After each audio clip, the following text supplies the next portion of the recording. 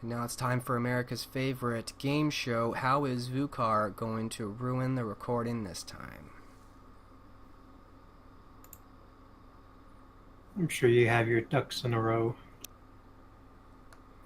I don't even know that Vukar has ducks. What new and exciting way can I fuck this up? So we'll play, and we'll go through Robert, and then I'm going to pause us until we get Cormac. Okay. Okay, do we have anybody have any questions before we get into it? The timeline is a little blurry right now, as the travel times are different and a couple of things are in flux, but we'll clean that up as we go. Robert's still catching up a little bit to the 3 weeks of travel that the Gauntlet was going through.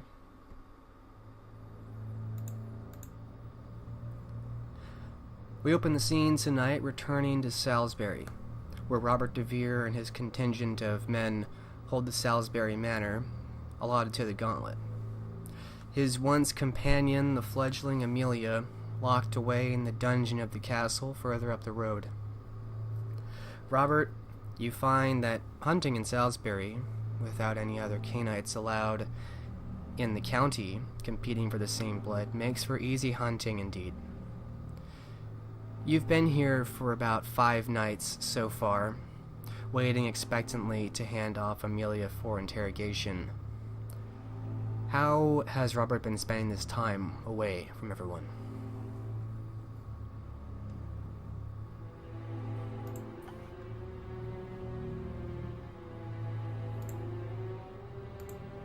Five nights he would spend his time getting to know the area. Of course, there's no other Canaanites, as you've mentioned. So he's mainly been hanging around the other type mortals and just seeing what's going on, if there's any news to be had, etc.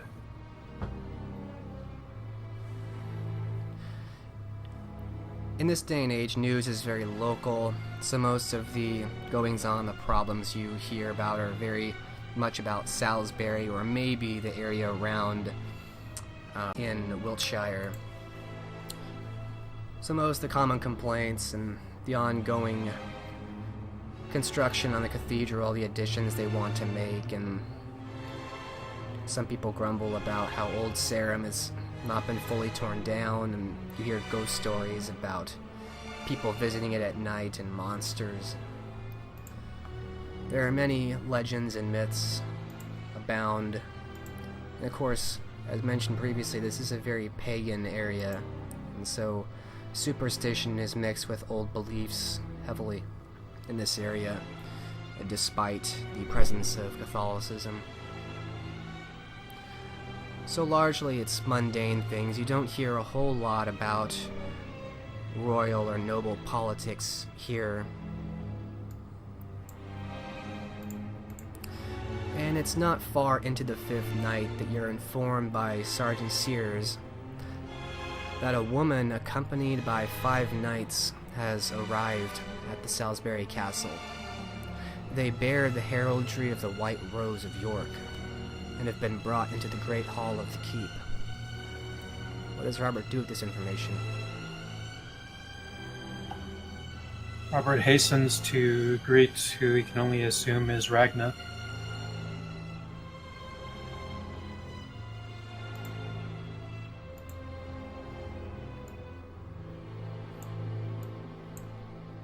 Alright.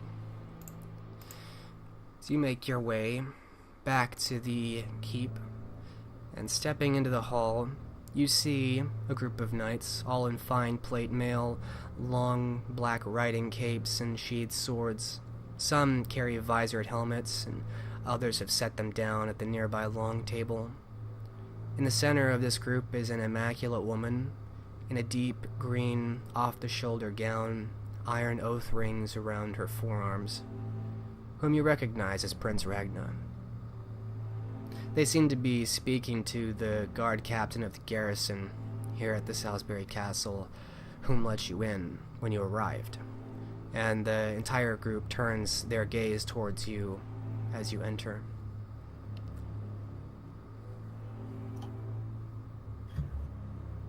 Robert smiles and approaches Ragna and bows deeply.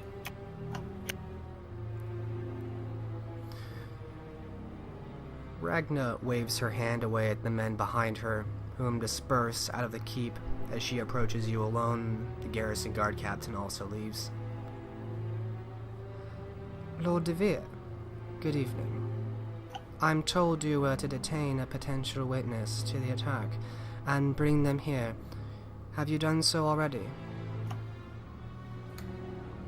Indeed I have, and good evening.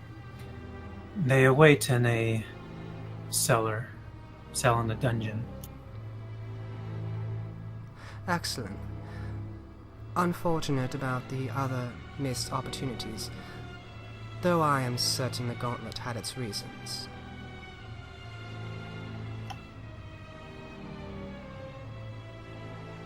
Indeed. I have not been privy to the actual letter that was sent out.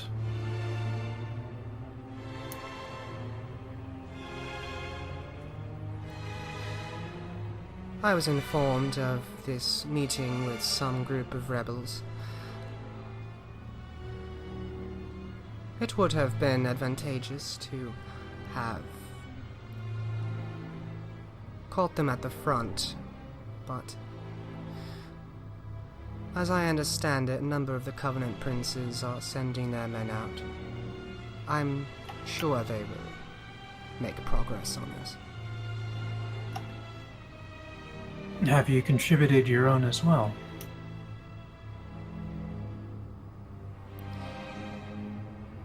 I sent a few men. Show me this potential witness you have detained. But of course. And Robert motions to lead the way. And she nods and follows after you.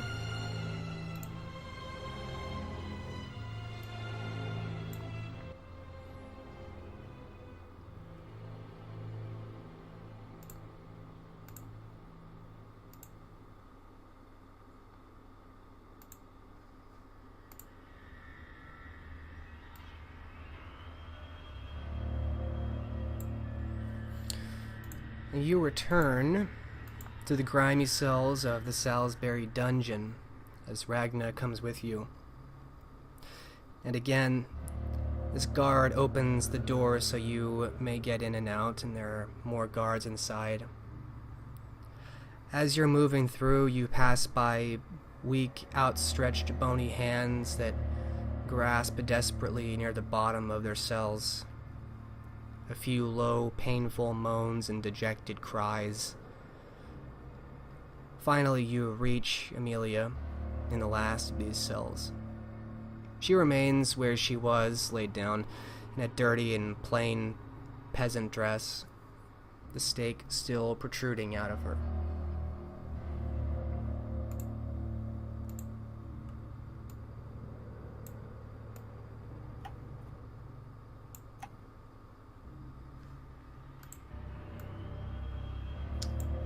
This is the witness.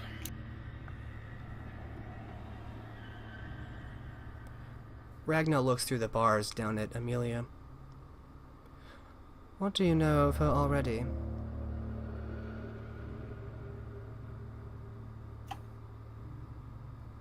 A fledgling under the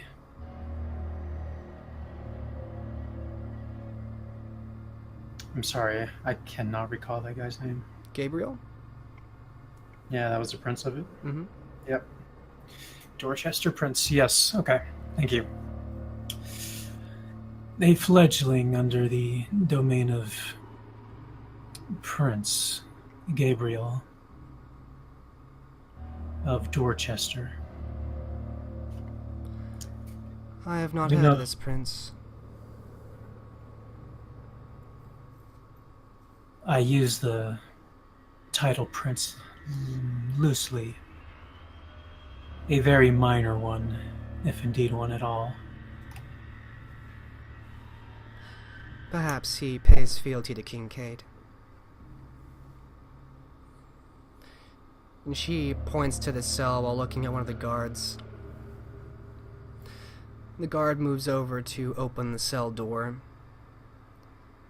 and steps out of the way as she steps in and removes the stake, evoking a gasp of breath from Amelia, although she doesn't immediately get up. She seems to be reorienting herself very slowly as she kind of rolls over on her side. Ragna turns back to look at you, Robert. It will take me some time to ensure her will is broken. I'm afraid it shan't be very pleasant. I recommend you meet me in the Great Hall, perhaps a few nights from now. I am aware this is not tasteful to someone of your temperament.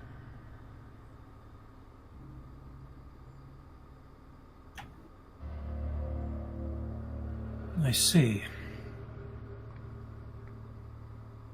I had hoped it would not be such a arduous task. You hear some sounds coming from Amelia. Oh, Robert? Robert, is that you? Where am I? Who is this? She begins to stir and tries to push herself up from the muck to look at you. And Ragna looks down briefly and then motions for the guards over again. Robert flashes a pained face. Yes, Amelia, I am terribly sorry. The council has decided to question you more about Prince Gabriel.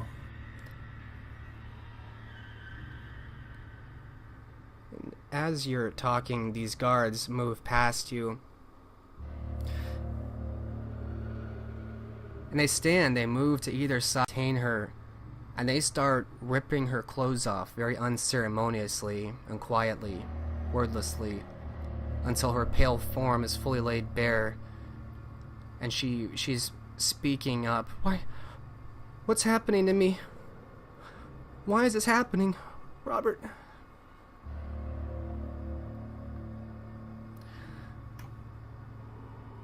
A glint of rage flashes on Robert's eyes, but he bites his tongue and, realizing there's nothing more to say, he'll take off. Ragna puts a hand on your shoulder as you're stepping away, and the sound of struggle and Amelia being carried away by these men is in the distance as she speaks. We all have our grim deeds to do. And over her shoulder, Amelia is shrieking, and you can see tears of blood. I will speak with you anon. Go now. Can I make one request? And she lowers her face, waiting.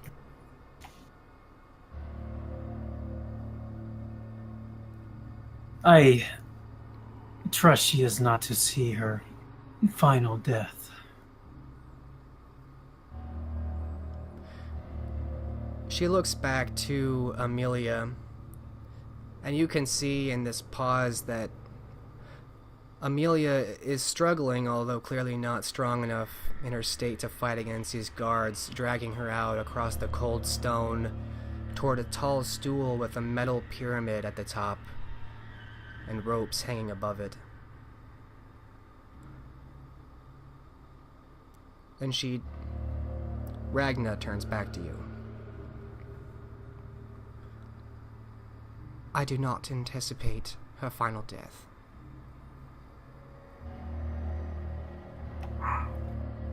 Thank you. That is some comfort. You hear Amelia's cries from down the hall. Robert! Robert, don't leave me! Robert, come back!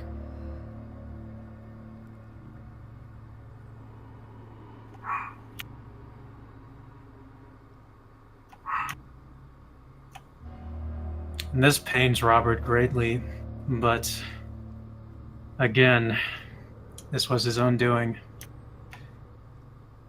Ragna is ushering you out at this point with her hand. And Robert does not protest against this. You hear the His scream. shame is- Go ahead. His shame is plain as he's being let out. Go ahead. You hear these screams from behind you muffle as the door is closed by a stoic and gaunt-faced guard on the other side. You realize that none of this truly would have been possible without several of your actions and choices. Make a conscience roll, difficulty 8.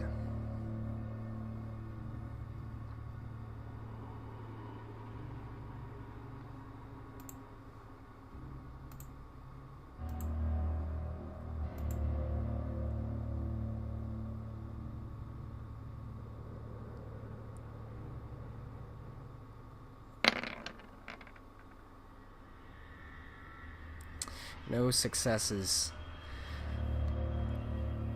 What's going through Robert's mind as he feels shreds of his humanity whittling away under the sounds of Amelia's cries for help? He's reasoning it away that she will survive this, and this has to be done to solve this investigation for the council. Indeed, it must be done. That is what you tell yourself as you feel your skin get just a bit colder. And the sounds slowly get quieter as you rise up through the keep until you can't hear it anymore. And the scene fades on Robert leaving Amelia in the dungeon with Ragna.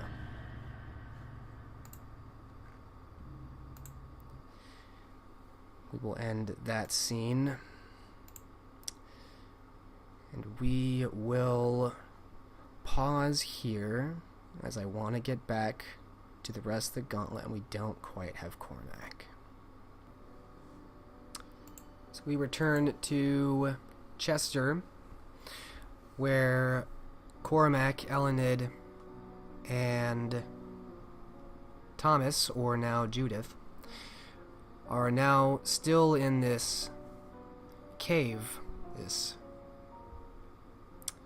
somewhat subterranean marine enclosure. And as I recall, did you guys decide on staying there for the coming day? I thought the group had kind of come to the consensus to take the plunge and head back to town. From what we were told, we had more than enough time, so yes, we were returning to land. Alright.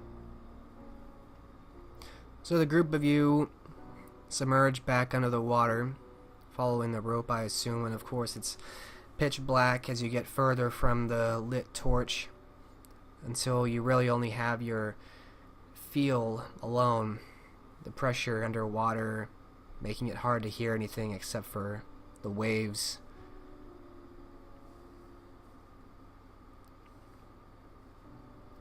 Are you trying to just make it back to the basically area under the port from which you came? For the That moment. was the plan, to follow the rope back. Okay. It takes some time, but just as you came through, you realize if you just follow the rope and by feel, you can follow the second one that leads you back up, and after about 20 or 30 minutes of following this through the water, slowly you eventually surface again, back to the familiar site. You are outside the walls again, but you think you could probably find your way back in through that crack that Rothschild showed you. So the group of you, soaking and dripping wet, climb back up to the beach. And the group of you are together. It's very dark out.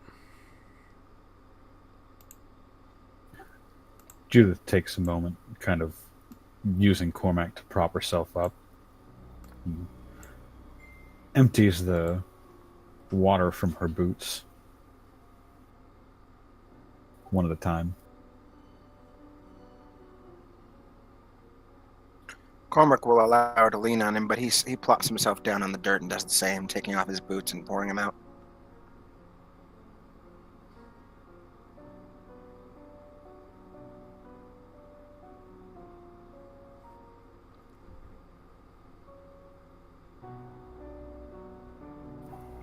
Well, these will need to be replaced. Little water never hurt anything. In the town as we are now, we're going to be a bit conspicuous. Judith narrows her eyes down at Cormac. Salt water and leather simply don't mix. They'll be dry rotted in a week.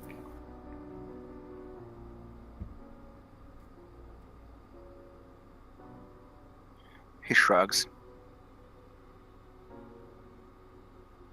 Elenid's right, though.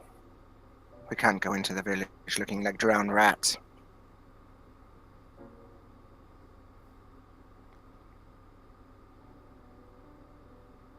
At least not without a good story. Midnight swim? In our clothes?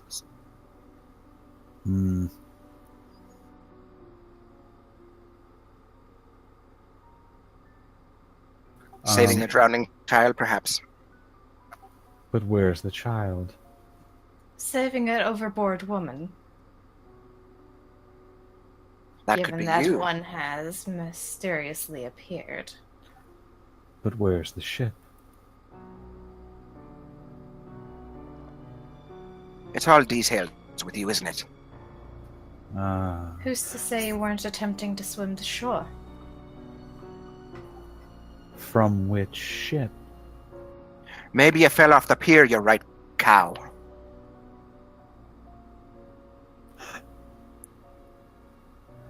Judith can't help but chuckle outright. You know what? I like that story. Saving an overboard cow.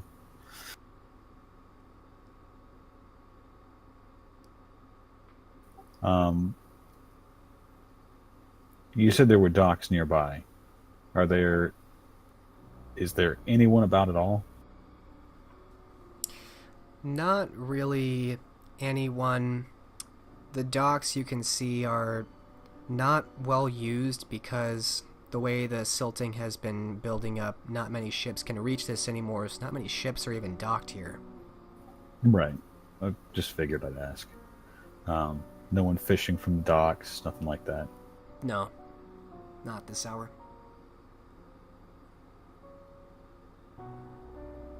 Anyway, it's the story we'll have to go with. We can't wait long enough to dry off, after all. Unless we want the sun to do it.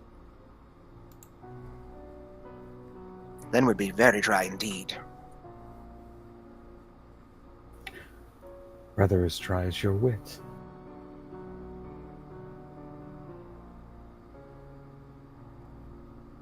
He just smirks at her. All right, drowned cow. Off you go. She'll offer a hand to help him back up from the ground. And he'll take it.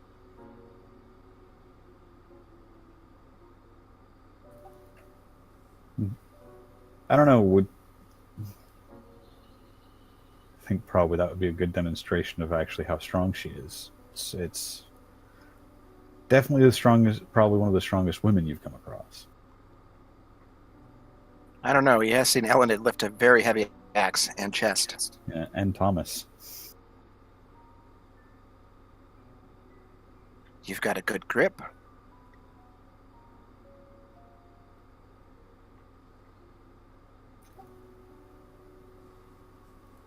One learns a few things as a sailor.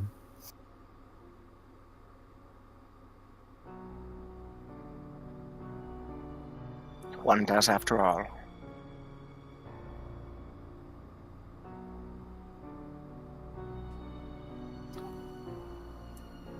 Let's see if we can't make it to that tavern. Hopefully Gertrude doesn't ask too many questions.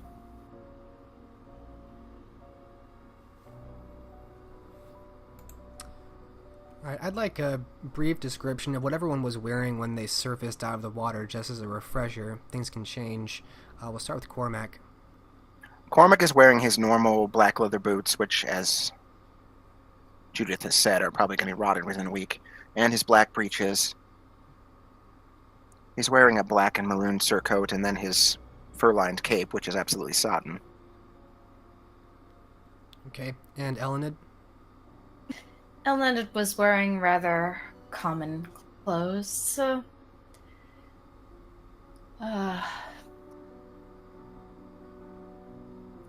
the typical hair covering she has for herself, that standard white one that's not uncommon with servants, is likely long washed away since that doesn't fasten down too well.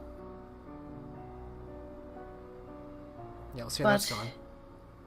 it was a gown, and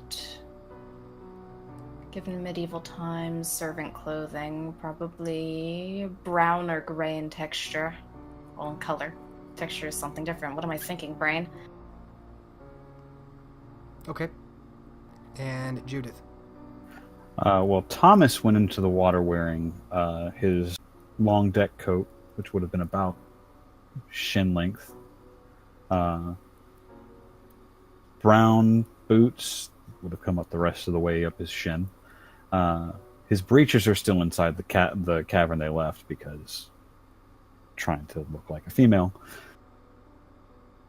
Would have had his sword belted at his waist. Of course, now it's at Judith's waist. She did have a white linen shirt underneath the coat, as well as bindings to strap down her bosoms, as Cormac would have noted. She's repositioned that so that it functions more as a corset, for lack of a better term, to suit the current fashion of pushing everything up and forward for viewing.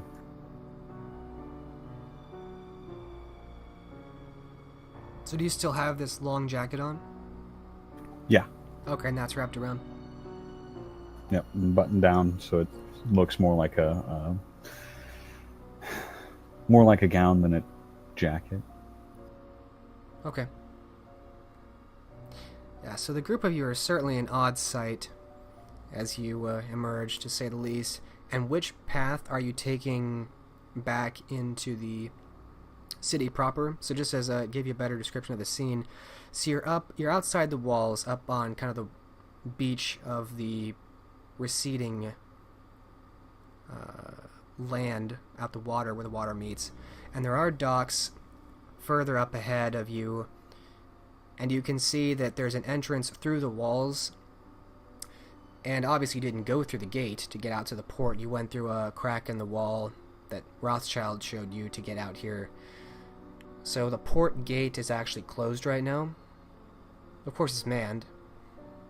So do you try to go that way? Or do you try to find your way back through the hole in the wall?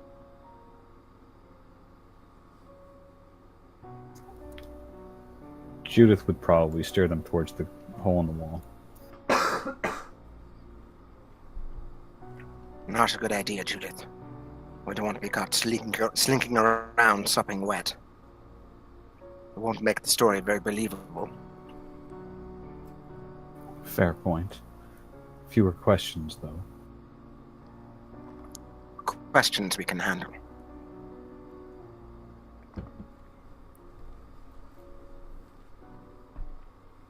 And if things don't go our way, you could always make them accept the explanation.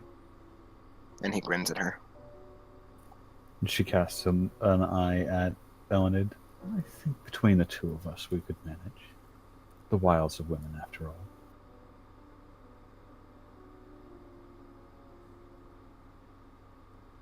Yes.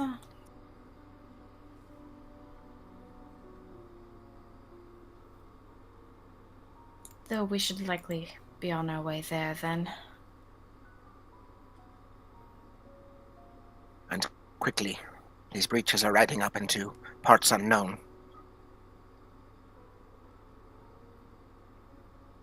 I'm sure they're going to shrink. Judith has a coy little grin on her face. Elenid's already headed in that direction. It's your plan. Lead on. He'll follow after Elenid, enjoying the sloshing of his boots, even though he poured the water out, they're still sopping. And Ellen, you're leading them to the port gate? That was the plan, yes. Okay. So you approach, and of course it gets more lit and visible when you get close to the gate. And someone calls down to you. Halt! Who goes there? Who are you?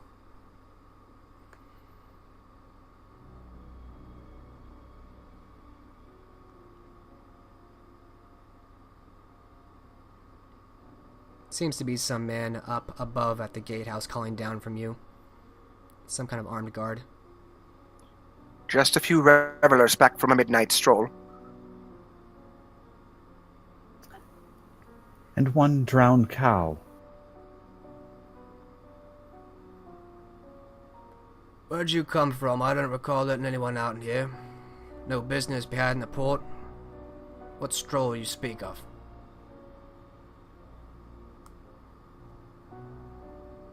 Why, we've been out enjoying the countryside. Just came round back the long way. When we found this young lady nearly drowning in the water. And Judith gives a wave. Look at her, you can see she's sodden. She'll catch her chill. And she demonstrates this by wringing her hair out.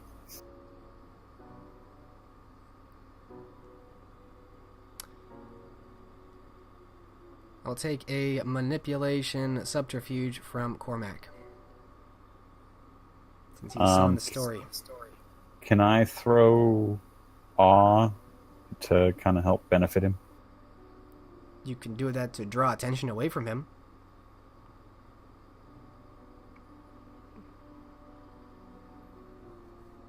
I think I'll leave it then. What difficulty? Standard? Yeah.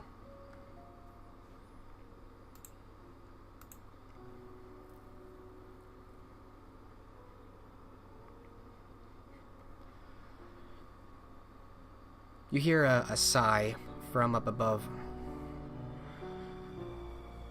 I don't get paid enough for this. And eventually you hear the creaking of chains as this gate, this portcullis, is slowly raised in front of you.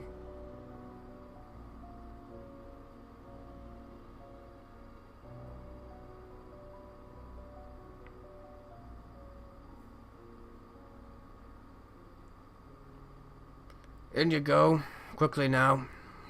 Get that woman some warmer clothes. Can Judith try and pass him a few coins in gratitude?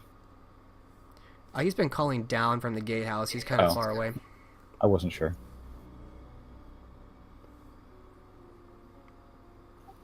I'll see that you're well compensated. Many thanks. He gives you a half-hearted wave as you pass by, and you hear the slow grinding of gears and chains as the portcullis comes back down for the night.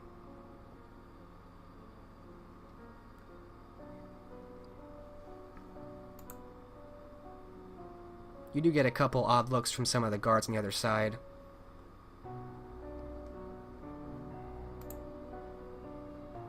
Are they speaking English or French?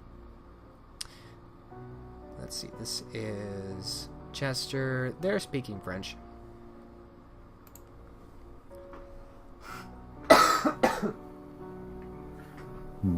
I was hoping I could sell it that way.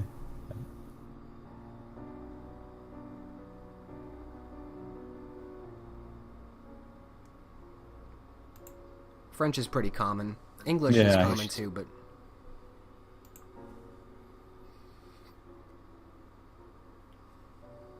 Well, odd looks are only odd looks, and they've already sold their story, so Elenet has every intention to get that to that inn and changed out of these extremely soggy clothes.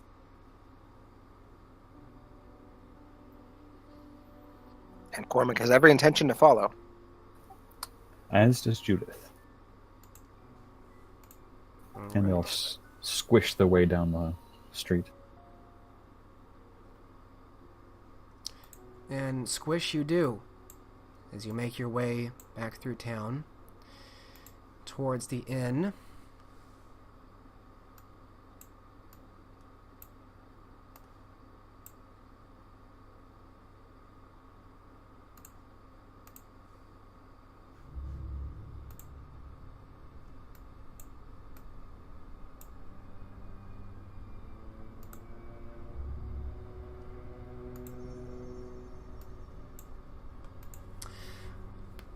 Alright. So as I said, this city is not nearly as populous or dense at these hours as London or York, and so you don't see as many people out and about, more guards than anything. And of course you get more odd looks, but no one cares enough to say anything or stop you at this point. And you make your way back into the inn, which Gertrude went to go procure you some rooms for.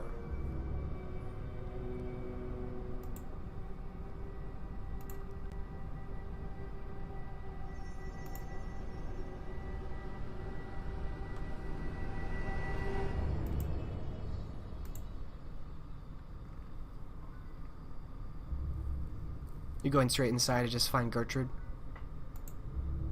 That is the plan. Alright.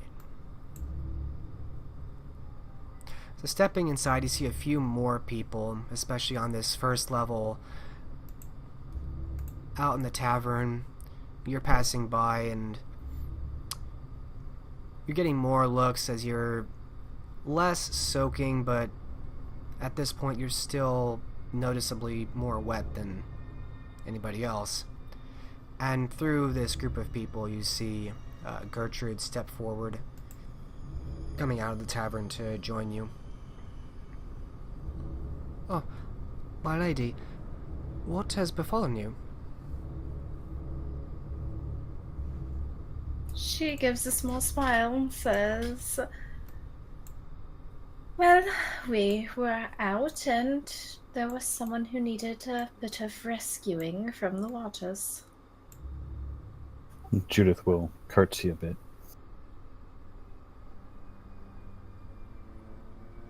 As best she can in the heavy overcoat.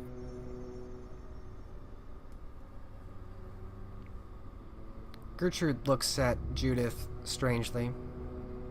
Yes, quite.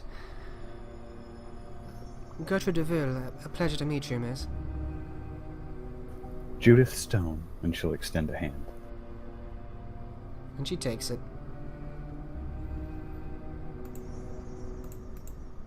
She gives a good squeeze before releasing. Apologies, my hands probably are as cold as death. Water is not warm as you'd expect this time of year.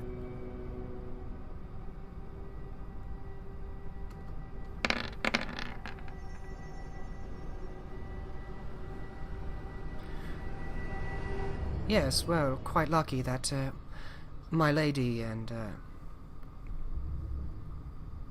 Master de Corsty were here to save you. Quite lucky indeed.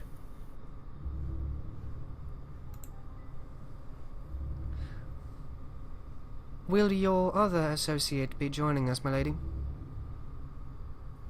I'm afraid not. He had a bit of his own business to attend. Of course. Well, I have prepared 3 rooms in any case, should he return.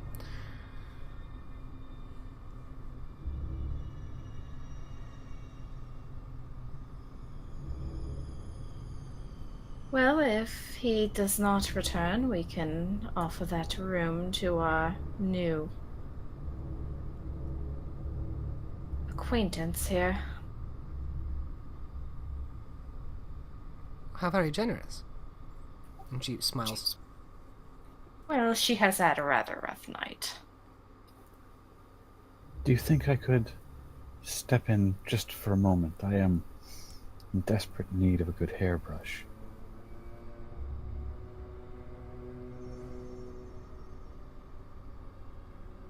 And Gertrude just looks to Elenid instinctively. Yes, she may. I'll show you to my lady Elenid's room. Oh, I wouldn't want to bother her things. Show me to the vacant room, if you would, please.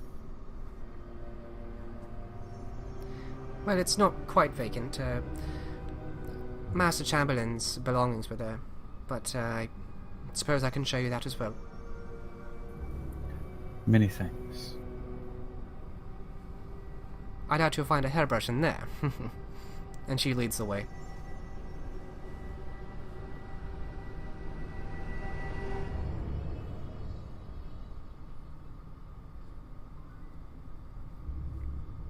Leaving Cormac and Elenid. Elenid's going straight to her room so she can get changed now. These wet clothes. And Cormac as well, with the hopes of reconvening afterwards.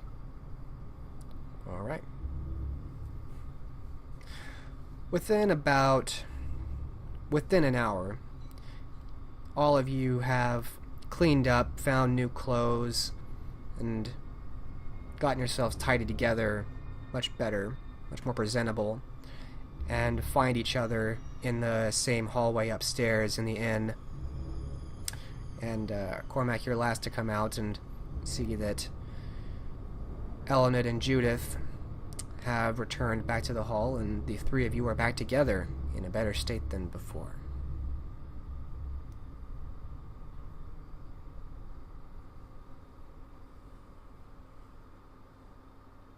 While you're both looking much lovelier.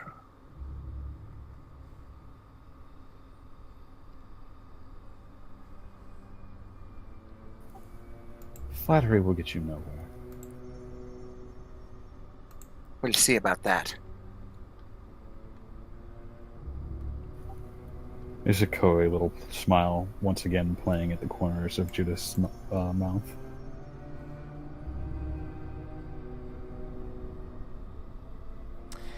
I have a question. I'm assuming the answer is no. Judith does not have the Ring of the Gauntlet anymore. Wearing it, that is. No, she would not have that on still. Okay. She... we'll say she forgot to take it off on the stroll through town. If that matters. But no, she would not still be wearing it. Alright, I assume not.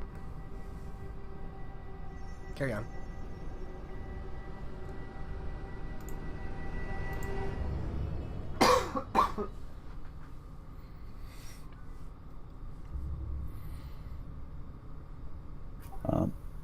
Besides us and possibly Gertrude, who's floating around inside the tavern at this hour?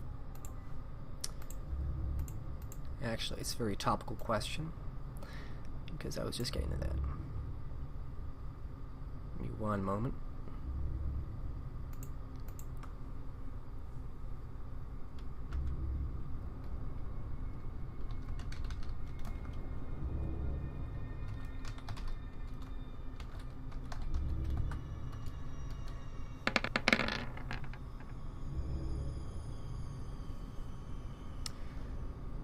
So as you return back downstairs to the tavern, and you see the same dozen or so people sitting around drinking, it's fairly quiet tonight, but you see a face you don't remember or didn't see before, and you recognize them.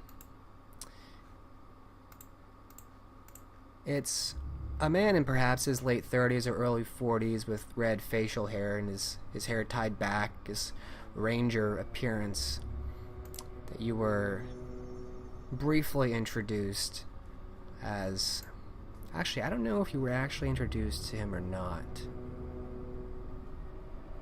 He was present at court, but was quickly told to leave when the group of you came to present. Yeah, I don't think he was actually introduced, but you recognize him. And he seems to be eyeing the group of you from further in the tavern. He's kind of towards one of the center tables, sitting there. He has a tankard of ale, but he's sitting alone and it seems untouched.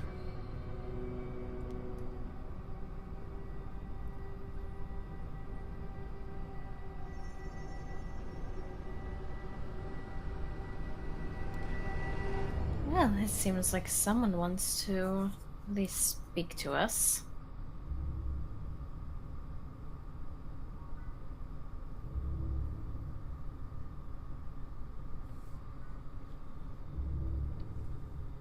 And let's go say hello, shall we?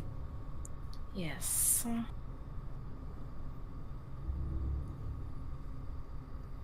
Elinette will get up from where she's sitting at the table they were at and head over.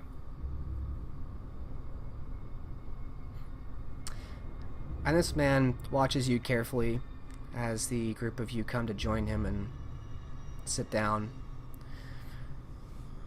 And when the last of you has sat down, he leans in towards a table to speak very quietly. Very strange that such prominent members of our kind would go missing and then reappear with a yet unknown individual. And he looks over to Judith. Judith extends her hand.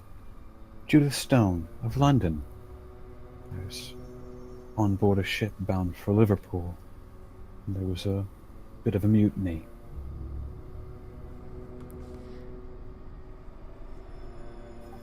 These fine folks fished me out of the drink. I will take a manipulation subterfuge from you, standard difficulty.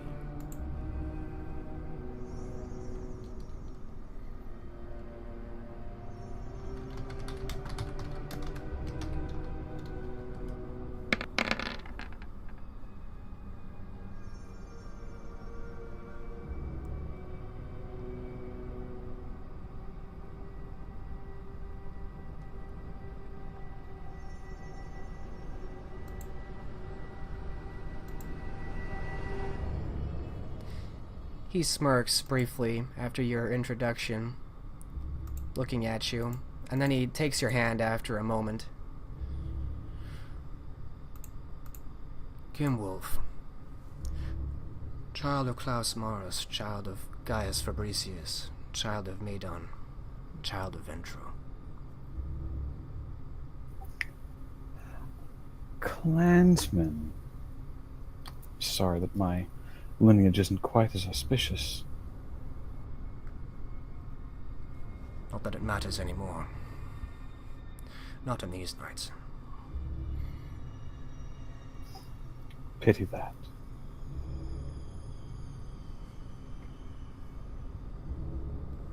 And he'll look over towards Elined and Cormac in turn. Perhaps we should bring this conversation somewhere more discreet. Of course. I'm all for it. He nods and rises up, pressing his chair out of the way as he does so. Unless he stops her, Judith is going to go ahead and fold his arm around hers. Around Kimwolf? Yeah, take his arm and kind of fold under her own so that he can appear to be escorting a lady.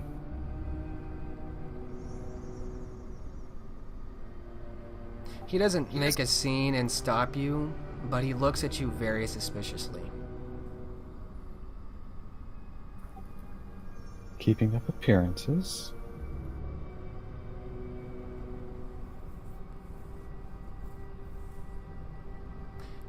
and he will walk out of the tavern.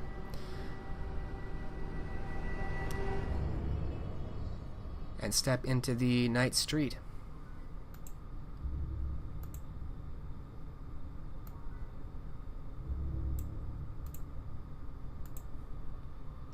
Assuming everyone follows?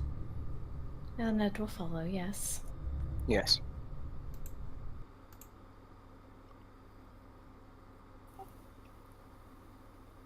Though it wasn't on my itinerary, I do fully intend to present myself tomorrow. It seems a bit late to disturb the prince.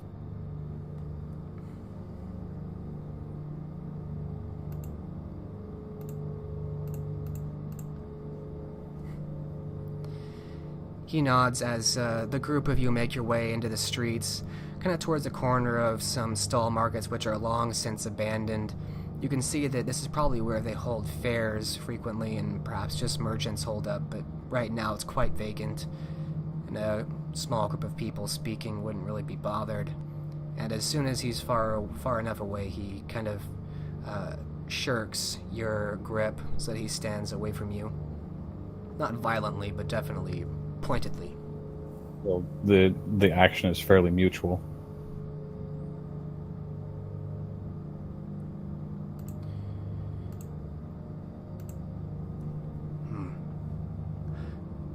Yes.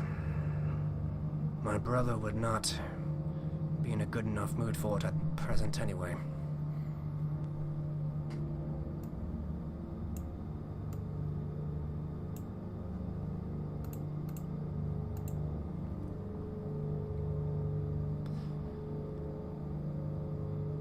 How unfortunate.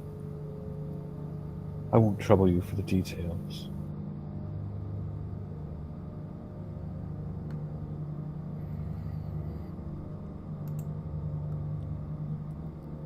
He looks over towards Cormac and Eleanor again, looking down at their rings. I wish perhaps that your companions would. Might be able to change something around here. Oh, is all not quite so rosy.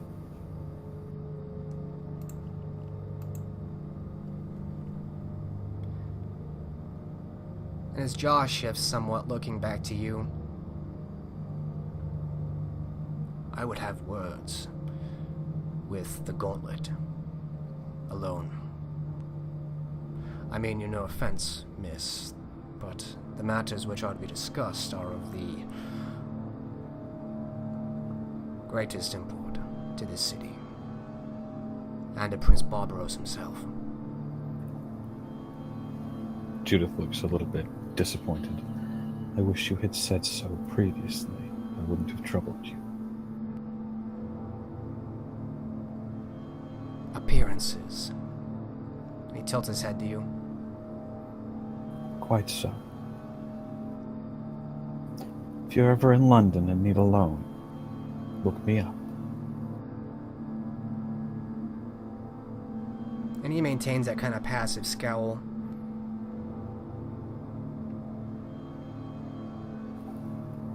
She'll stroll up the way a little ways, just so she's out of earshot, and play lookout. And he'll turn back to Cormac and Elenid.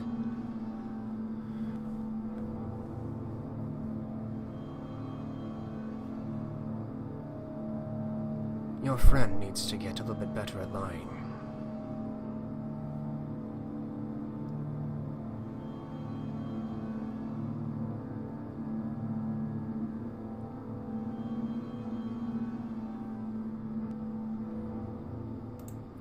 Cormac only grins.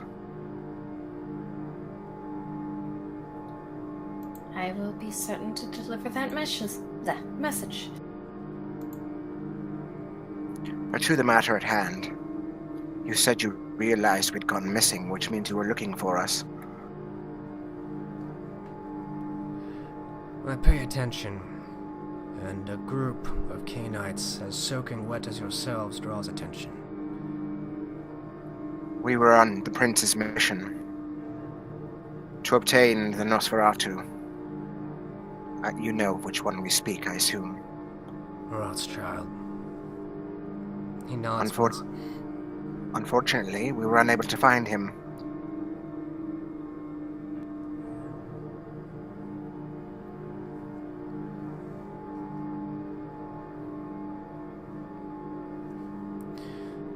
It is not my business, you and Rothschild in any case. Or the princes for that matter. I'm more concerned with who he keeps counsel of these nights. You said you had a matter of import to discuss. We're alone now.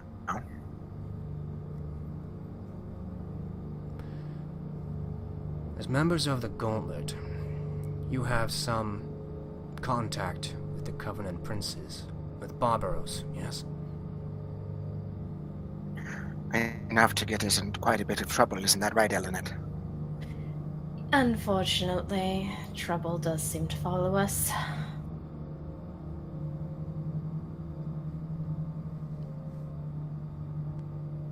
And perhaps you can help. I'm beginning to suspect that my brother's counselor, Magister Tredian, is poisoning his mind. For what purpose or to what end, I do not know. He once trusted my words, but no longer.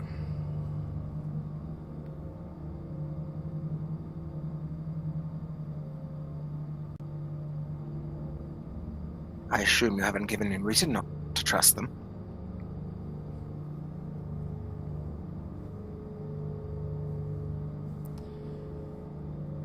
This is Go ahead. concerning.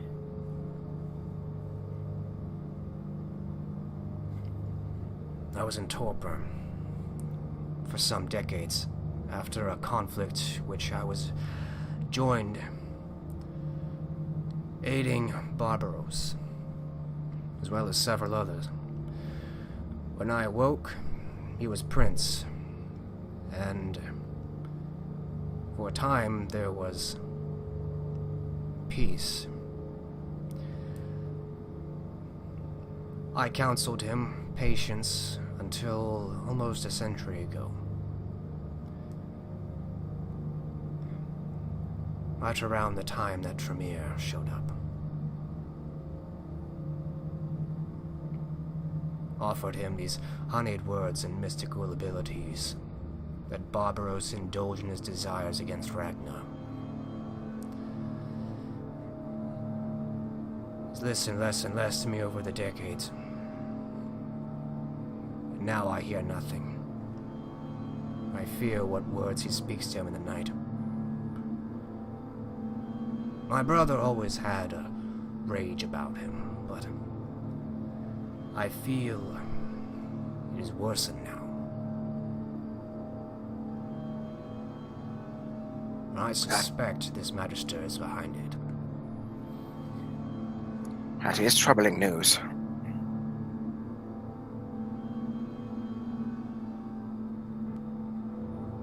Has this Magister counseled your brother to do anything not becoming of a Covenant Prince?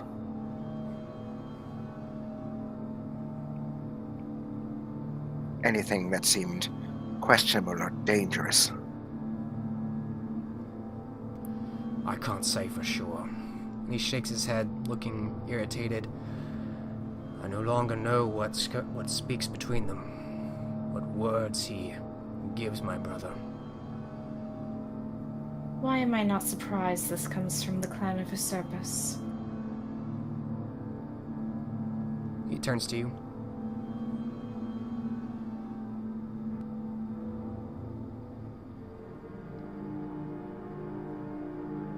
What do you suspect? Oh, suspect? That is not the matter here. It is more the clan's previous actions of, well, how they gained their power.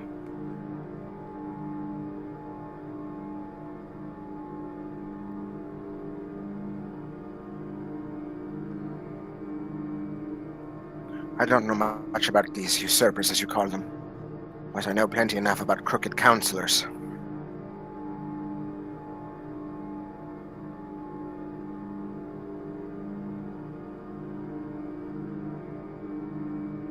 Do you think this Swift has aspirations for the throne, or merely to rule from behind it?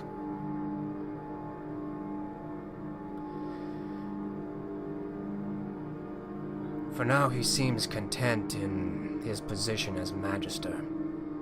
But who can say? He has been in this city since the middle of last century, I believe. What precisely is involved in the role of Magister? It's a title I've not heard before. He smirks, but it's more out of anger than anything. I'd have to ask him. There's magical tricks.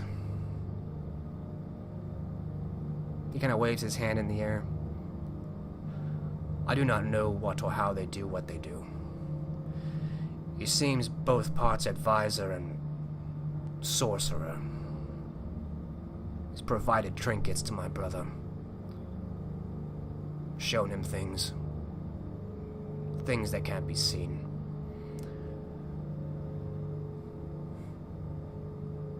And that was back when I was in his council. Things have not been the same since our coterie disbanded at that battle. I don't know if this began because of that or because of this usurper.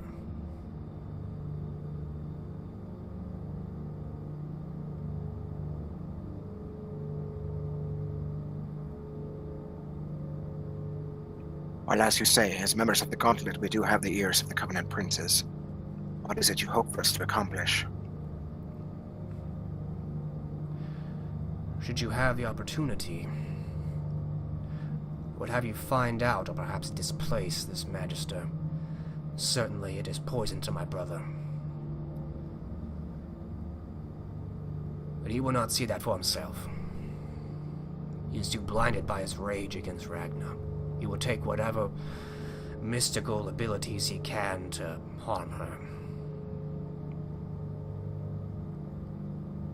What exactly is his quarrel with Ragna?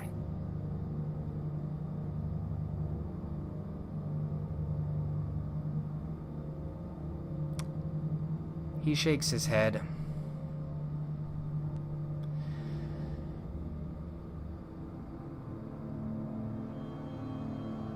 Who can say at this point? I know that they were in a coterie. We all were.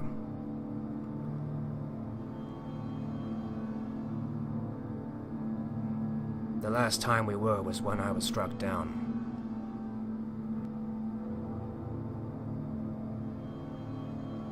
And did she too become prince while you were asleep? In point of fact, she did not. She became seneschal. Her sire was prince then. Still a position of great power and responsibility. Earned by doing what, exactly?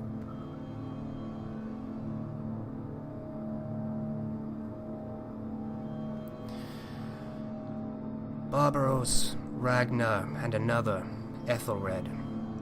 We were a coterie 300 years ago now. We went north. We were sent on a task by a prince. We were ambushed.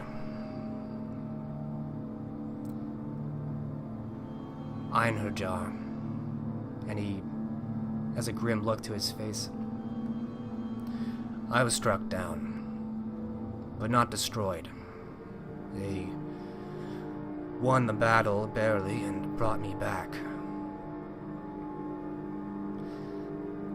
I was in torpor for decades, and at some point during my torpor, it seems Ethelred was blamed for the failure. Barbaros and Ragna both blamed Ethelred. From what I understand, he was destroyed for it. For when I awoke, he was already gone. Barbaros was prince and Ragna was seneschal in York. A coterie gone.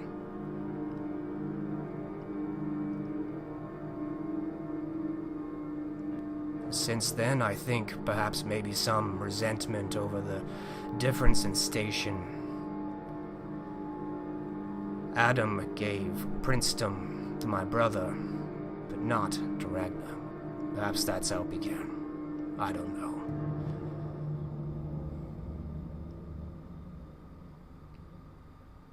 Perhaps it was something else in my torpor. But it has certainly brewed since then, for they were not the bitter enemies when I awoke as they are this night.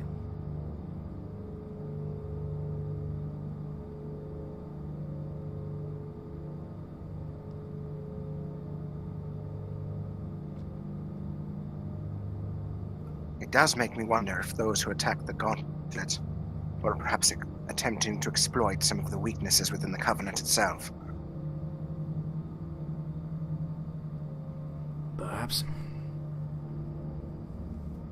Perhaps more reason that you should investigate this Magister. For certainly things have only gotten worse between them since he arrived.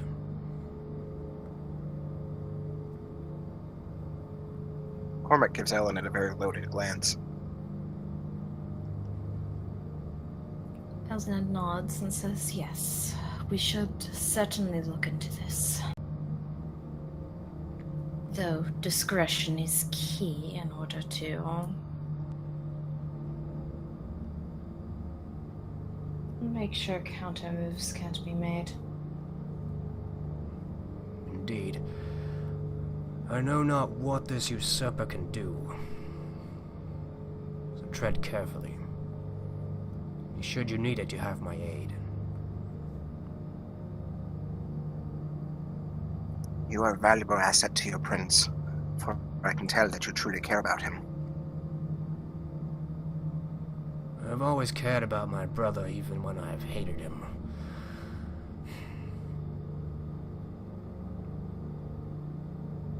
He folds his arms.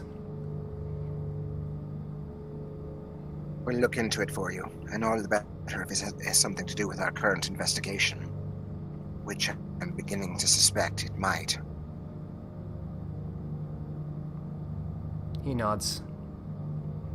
And I shall leave you to it.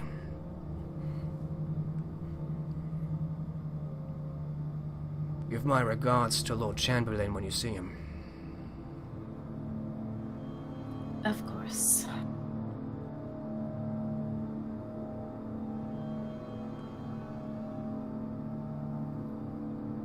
Cormac nods. And at that, Kimwolf will turn to walk further into town in the darkness.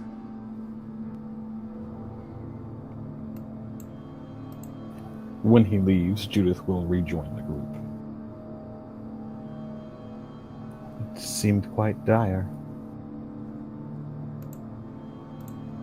It is.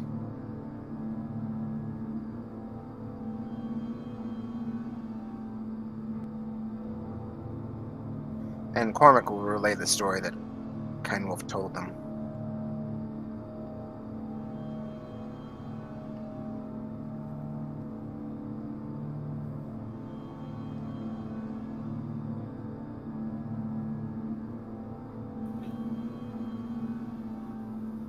A nefarious magister manipulating a prince from behind the throne.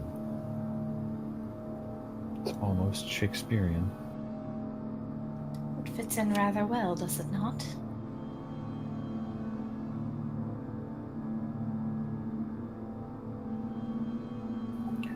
We were told that there were forces manipulating the Covenant princes.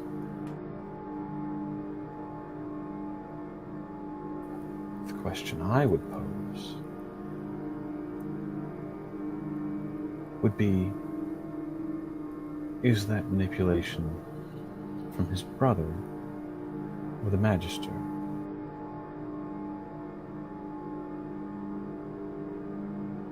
Thinking like a Ventru now. She arched her brow. It's not a bad thing. I'm not much for manipulation. We do say a lot of things when there's something we desperately want. The story of the brother who wants out from beneath the shadow of his elder is not uncommon either.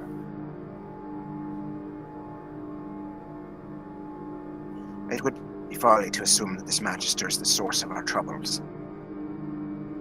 But perhaps he has some sort of periphery involvement.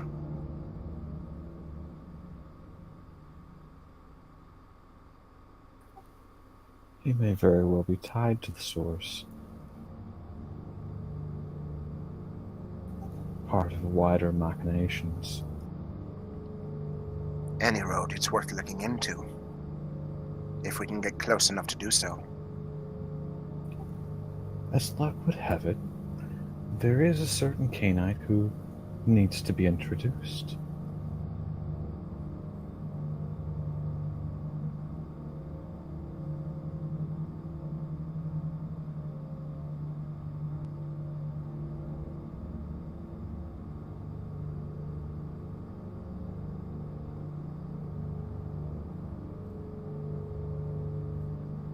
We'll merely have to wait for when he has court again.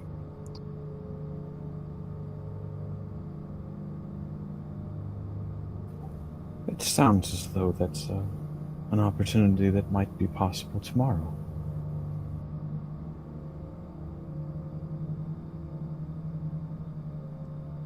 Have you heard something I haven't? I brought the notion up when we were walking over here. He didn't dismiss it as an impossible option. So I presume that it's not unlikely for Prince Barbaros to hold court on a relatively regular and frequent basis.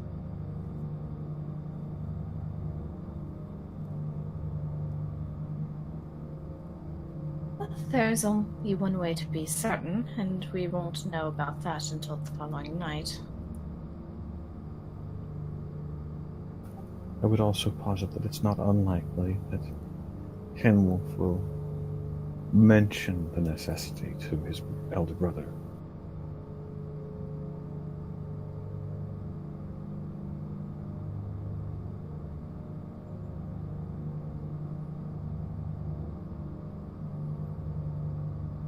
And again, we could be just chasing shadows.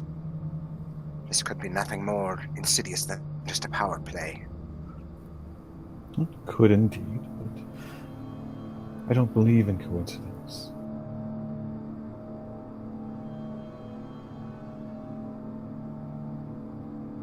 What purpose would a Magister have for arranging the assassination of the Gauntlet, if he has the Prince's ear directly? What purpose would a Magister's domator or master have? Would be the better question.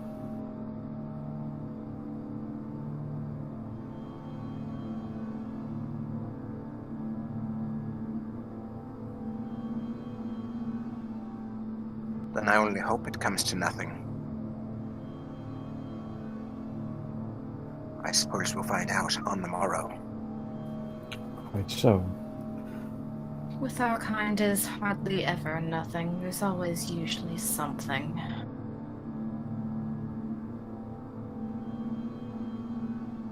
If it's rattled, a Cainite as old as this Kinwolf purports to be, well, who are we to turn down the opportunity?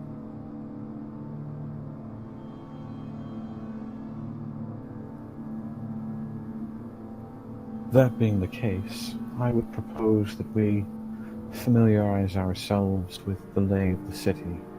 It's not terribly large. We can at least get an idea of where the main roads go.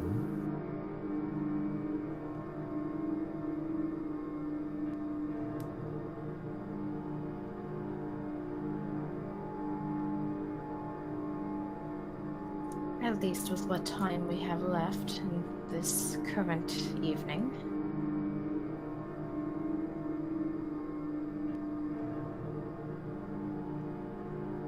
If you're just wanting to go for an amble, you don't have to make excuses.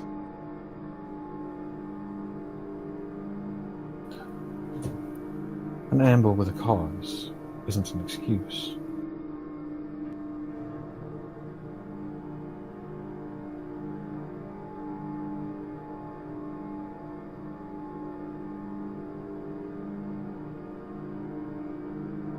And let's be about it.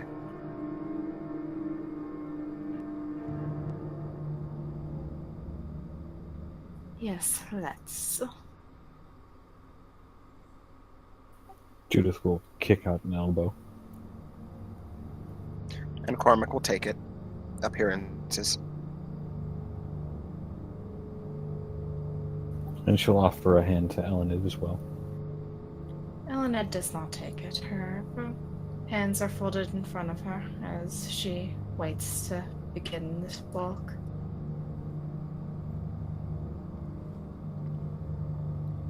Alright. And where exactly are you going? Just up and down the main roads. Just to get the lay of the city? Yep. Okay. Just around. Alright. You know, at this point, there's a few hours left in the night, though not a great deal amount left at this point. But you have time enough to wander through the city. You do get a few more odd looks, not so much because you're wet, but because you're out walking the streets beyond the witching hour. But if no one stops you exactly. And as dawn approaches, the group of you returns to the inn for the day.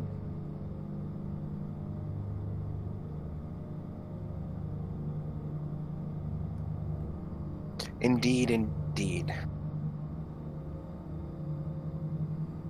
Alright. So the group of you find some safety in the inn for the coming day. We will end the scene after the group of you gets a good feel for the city of Chester. As described, it is not a very large town, though there are some streets which you previously didn't notice before, and you actually find your way back to the path that Rothschild showed you. You feel if you wanted to, you could get your way out of the city through that path again with a little bit more knowledge of the streets. And so we will end the scene here as the group of you sleeps for the day. And we will take our approximately 2-hour break, mostly because I have to use the restroom. So we'll be back in about 15 minutes. Delicious. Mm-hmm.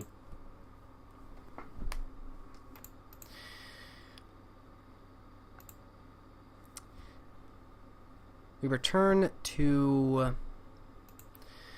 Robert DeVere as he is spending a couple nights still in Salisbury.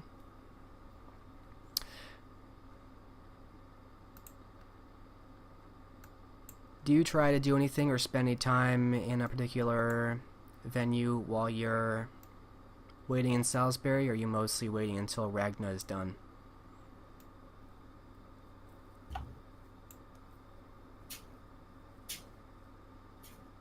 He would seek distraction as much as possible, so he would hang around the various inns.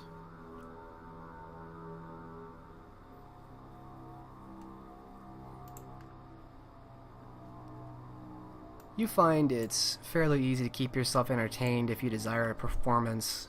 There's certainly a need of that here.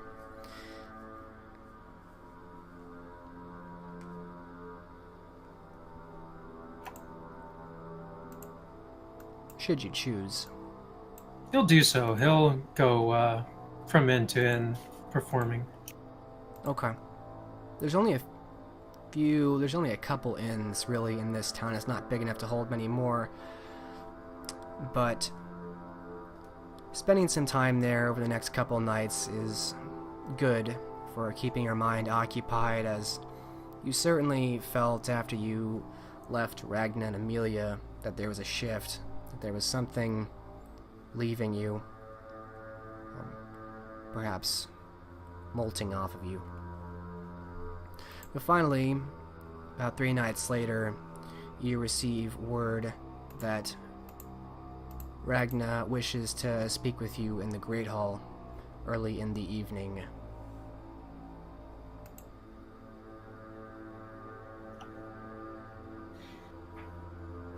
And on that day, he will definitely meet her, seek her out with all haste. Alright.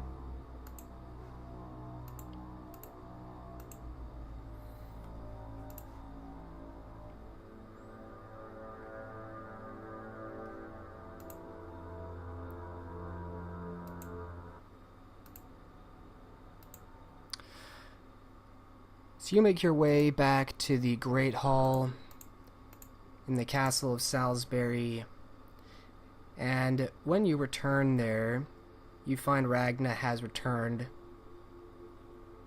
There are no knights here, it's just her, no longer in a deep green gown, but now covered in a very simple hooded gray cloak wrapped about her, and no longer in fine slippers, but her small, pale, bare feet emerging from the bottom hem, looking almost like a pilgrim in how contrast her appearance is.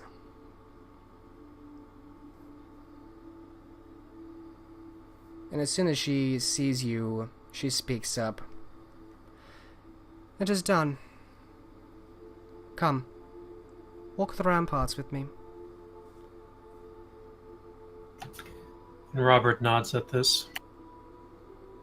She doesn't see this. She actually turns before she waits for any reply and is already walking down the hallway further into the keep, leading you on. He'll follow behind.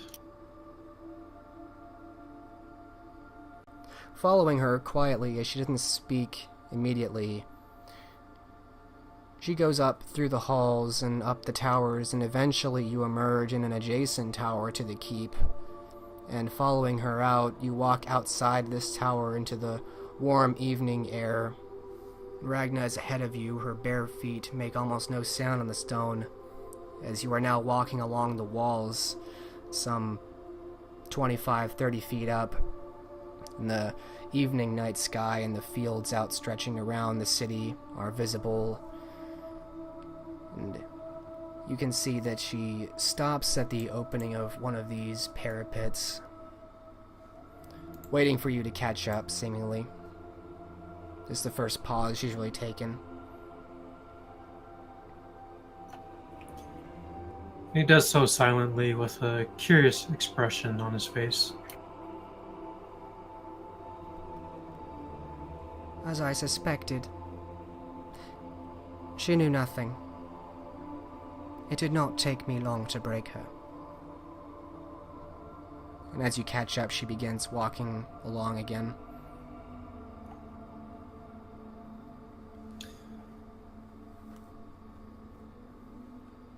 Indeed.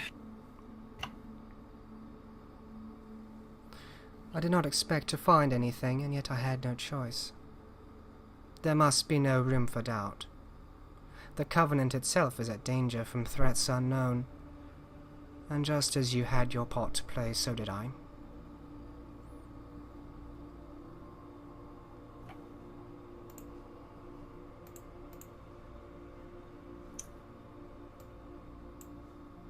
So, another dead end.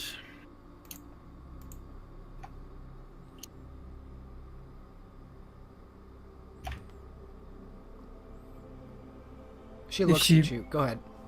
If she broke quickly, I trust you did not have to abuse her much.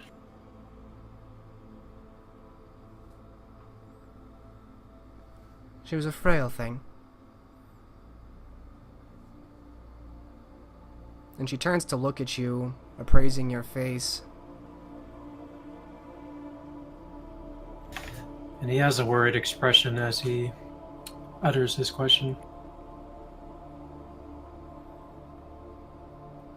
Was she important to you?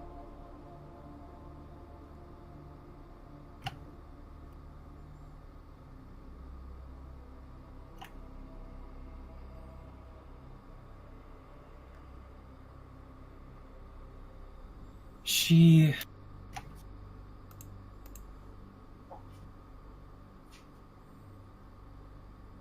In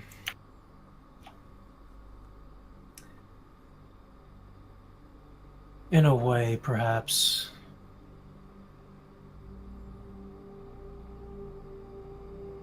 My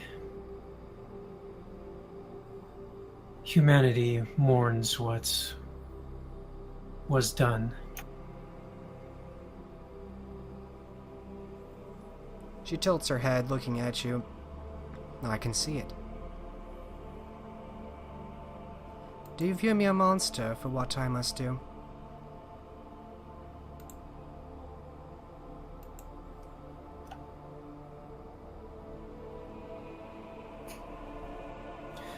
Robert remained silent for a time.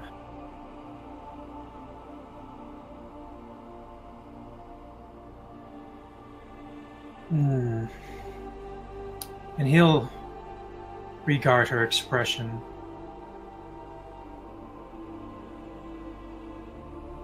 No, I think you took no pleasure in that. You may not believe this, but there are not many conversations that need be had before you might see me stripped down and lowered onto Judah's cradle and questioned.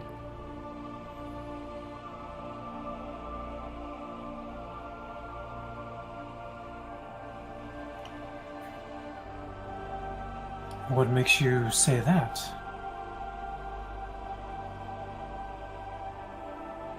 She looks forward again as she's walking along with you.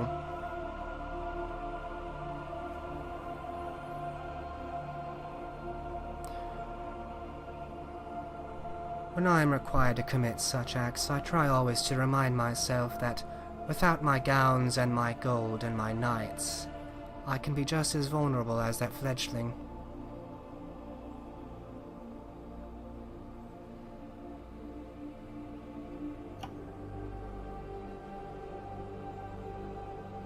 Ah, yes.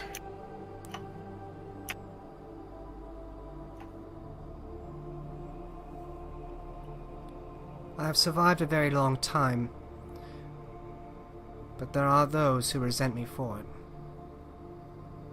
But there is wisdom in being vulnerable. It demands a desperation from you, a desperation to survive.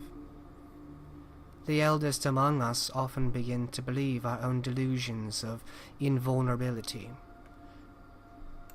and they are the ones who fall to the fangs of their children.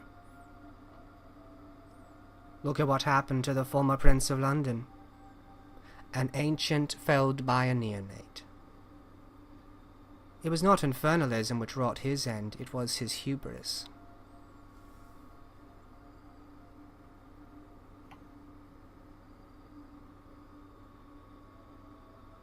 And Robert nods along as she is talking.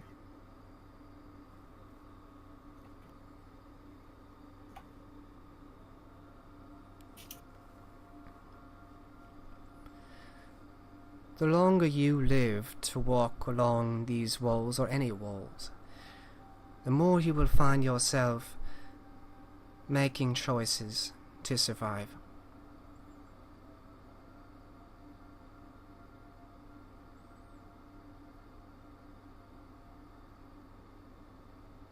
Not all of them easy. No, not at all.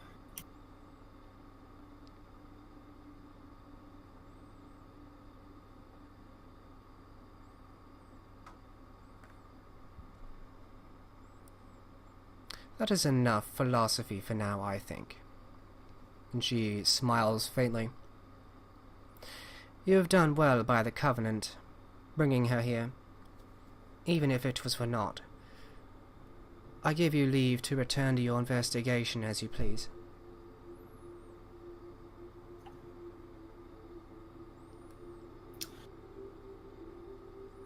As you say. And tell me, what state is Amelia in?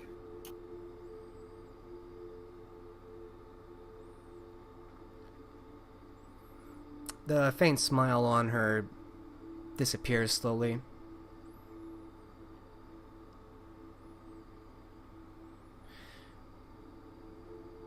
She is in Wassail.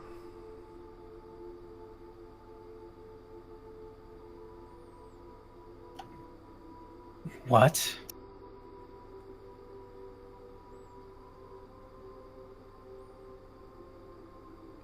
She has a very grim look on her face.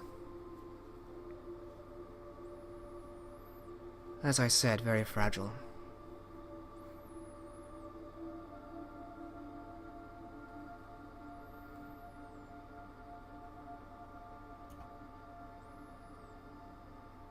This can't be.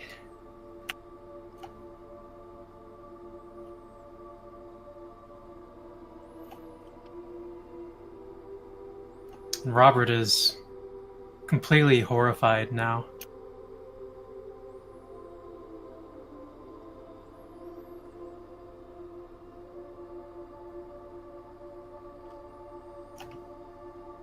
And she seems to watch you with a faintly sympathetic gaze.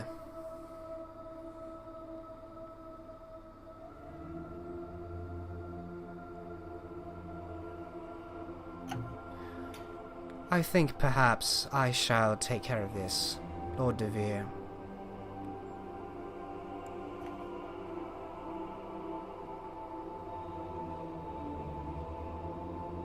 She was supposed to survive this.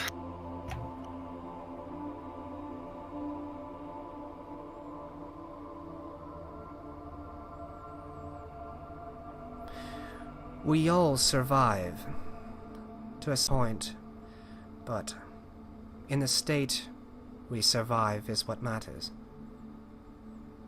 I am not the same as I was centuries ago. Her survival has cost her as well.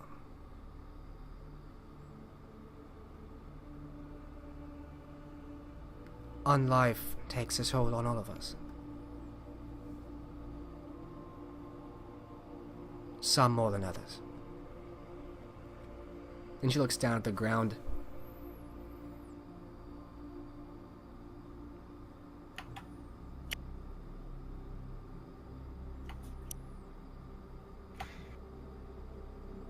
Robert begins to look completely defeated, and blood starts to well up in his eyes.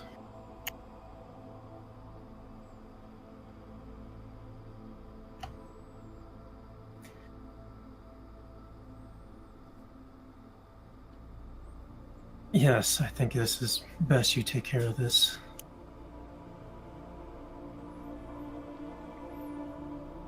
She nods once.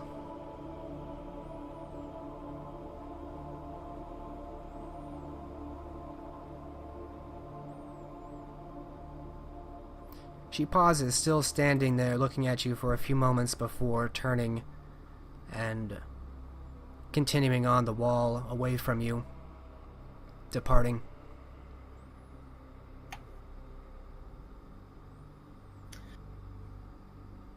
Robert takes this opportunity to leave, wiping blood from his eyes to little avail.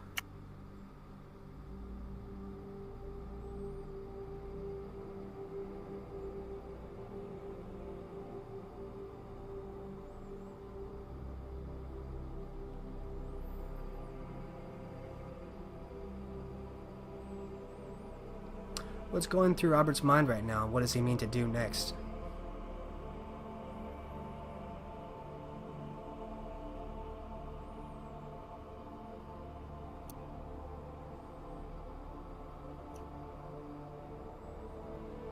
What does he mean to do next?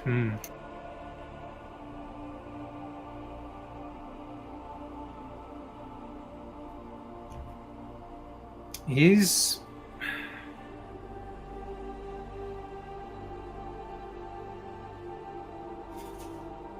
not ready to leave yet. He's going to go in the manor and brood for some time.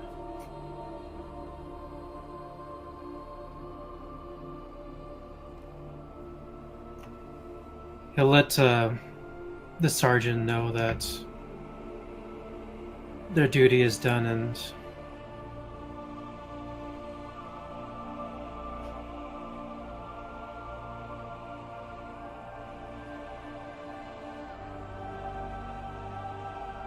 they can return.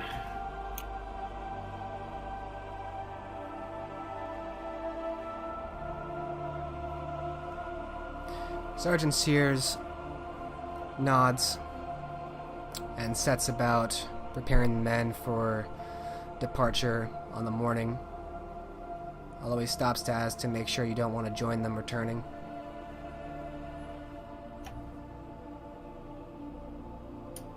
He'll decline, saying he wishes to be alone. The sergeant departs, leaving you. You are left to brood alone in the manor of the Gauntlet. Left with your decisions.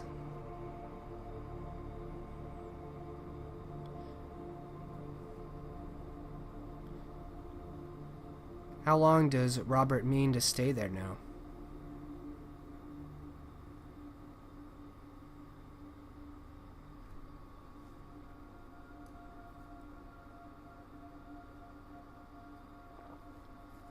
And what is his takeaway from all this?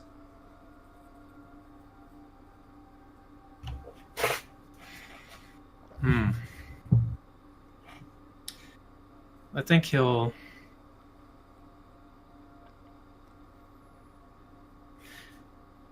remain 4 days.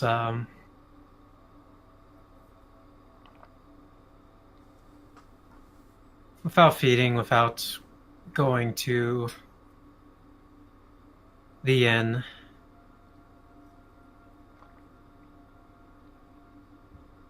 And on that 4th day, he'll decide, compelled by the hunger within, to go out and continue on to survive.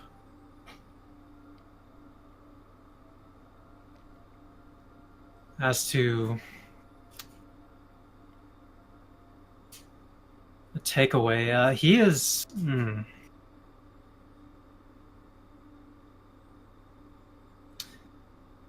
His confidence is greatly diminished because of this. He's starting to curse this position he was bestowed.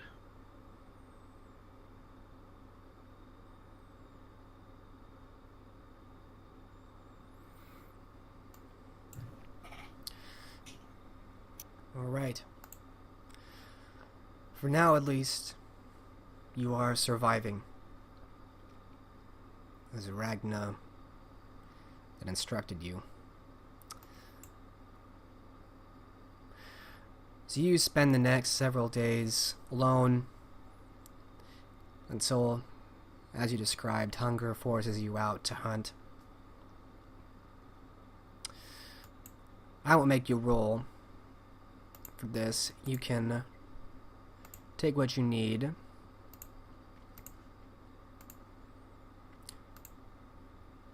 Where will Robert go now?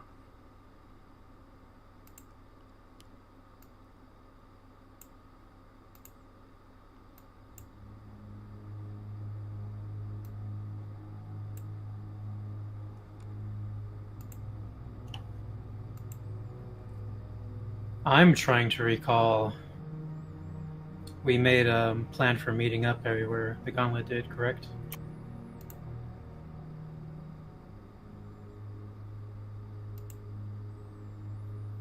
Or did we not?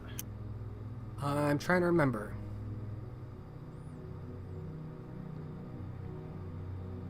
Something was said about going to Chester. I don't know about after that.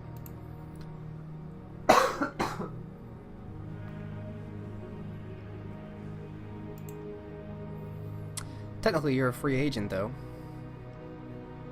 Yeah.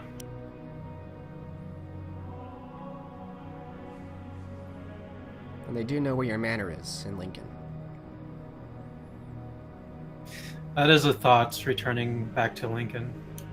Or that they could leave messages for you there, as was sometimes the case when trying to get a hold of nobles abroad. Messages were left for them at their household, and if they were departed, then they could either have messengers sent out or collect them when they returned.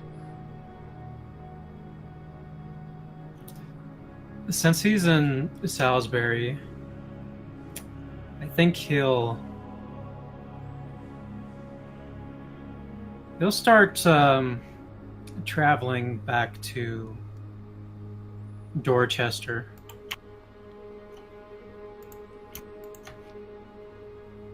He's going to check on Amelia's father, and as well as see if the arrangements he had with that forester ranger is any news from that. All right. Just look at my map really quick.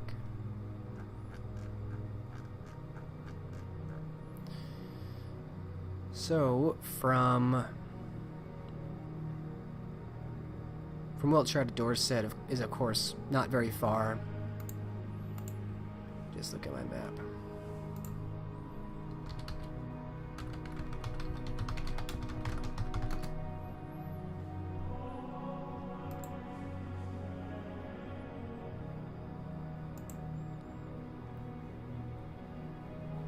Yeah, it's only about 35 miles. Are you riding there or gonna pay a carriage to take you?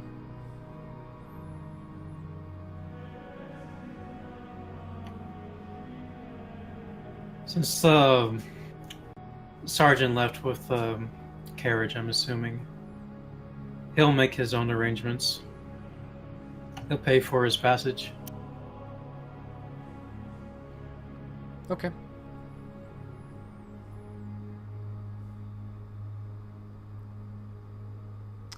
Then it will take you, on the third night, you'd arrive in Dorset proper. So you begin making arrangements to travel from Salisbury to Dorset after several days in contemplation on what to do and what this means.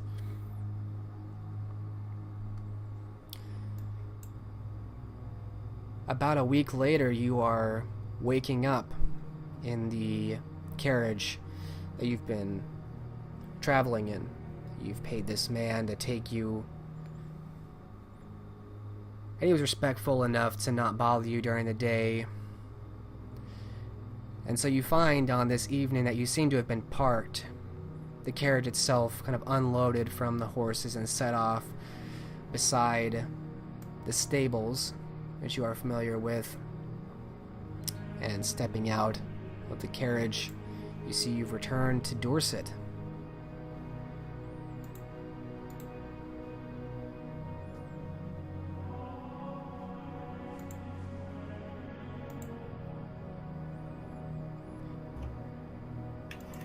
Very well. As mentioned, his first stop will actually be Amelia's father.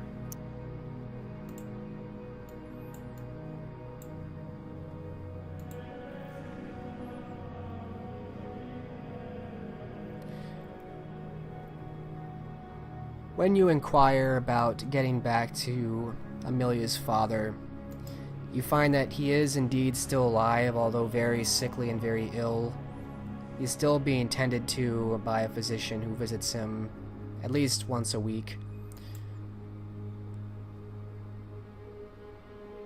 He doesn't want any visitors right now. He seems to be in a very grumpy mood and isn't seeing anyone right now.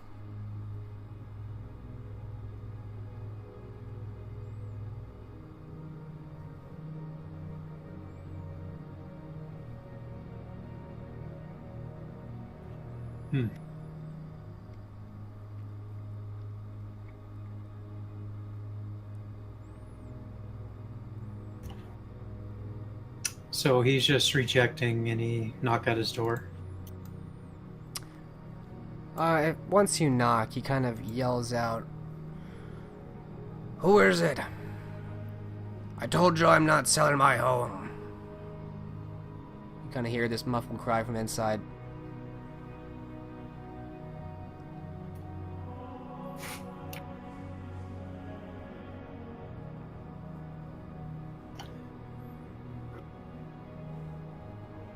Robert will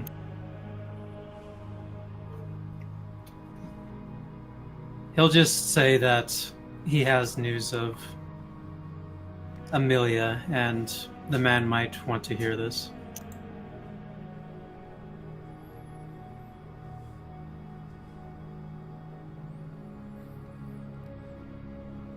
You wait after about a minute of silence. You hear a latch move and some wood move, and the door creaks open, and a pale, sweaty, thin man leans on the door.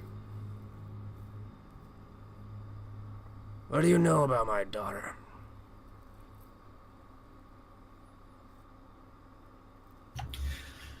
Robert closes his eyes and looks mournful. And he'll tell him that during the travels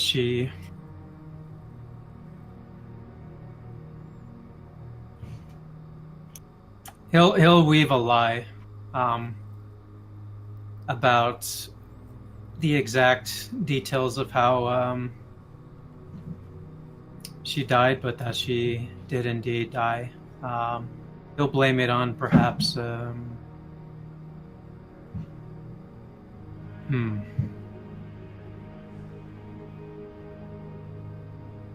He'll blame it on bandits on the road. Alright. Take manipulation, subterfuge. Standard difficulty.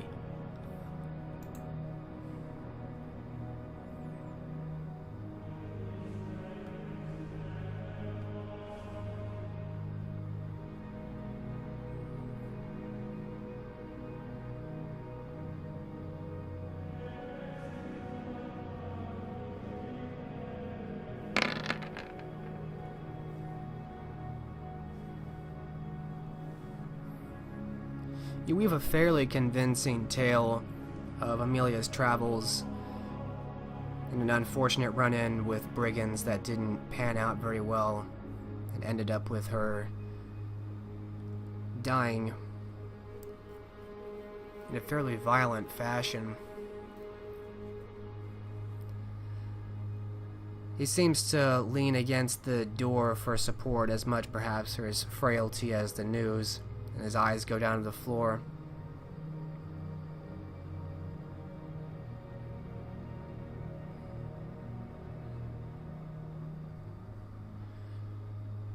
I see.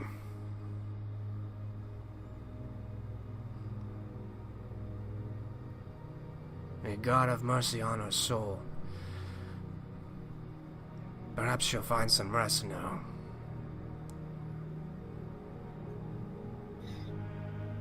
Robert solemnly nods at this.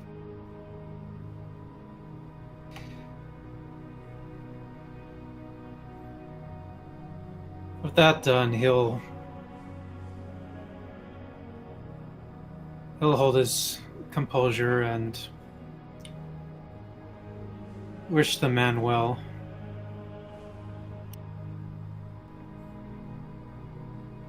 Did you know her well, son? She was plagued by something these last few years. A possession, I think. Made her skin pale and cold. I told her to seek the priest, but she wouldn't listen.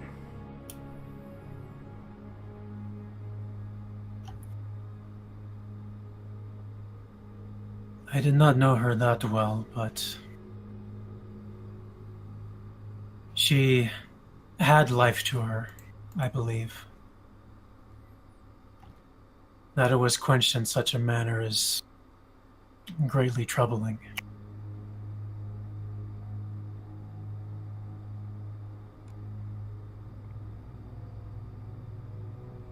You kill the bastards that did it?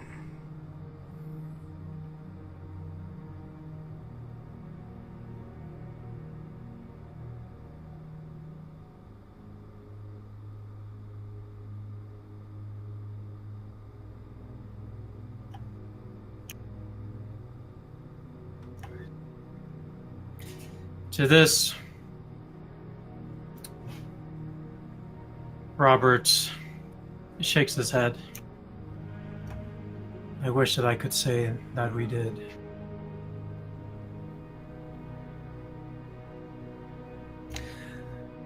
But these bandits will pay.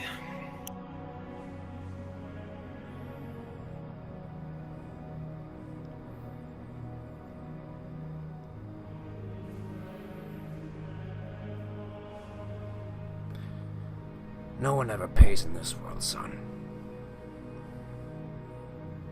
Let me die alone now. And he pushes off from the door to hobble over back into bed.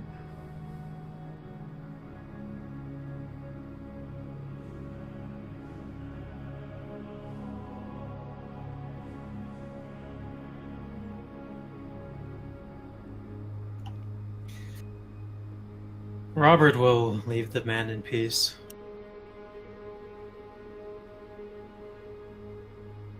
He does his best to hide it, but you see tears forming in his eyes before he turns away from you.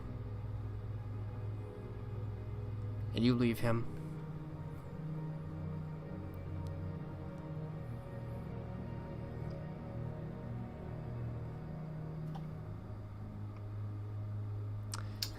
Having delivered your news, what next will Robert do? He'll seek out the middleman that was to hold messages from the ranger.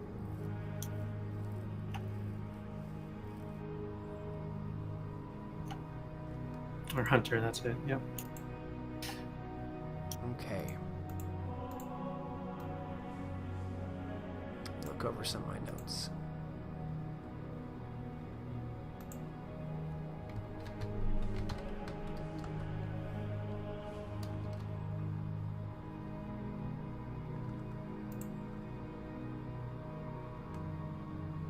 Guillaume de Frey, that was his name.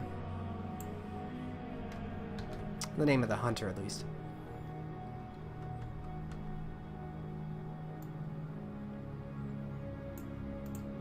So you return to the humble cottage where you met Guillaume de Frey, Guy. And you find another man posting up there. He seems idly cutting away at an apple skin and kind of peeling it away, leaning against the door with his foot kicked up. And he sees you approach. Help you?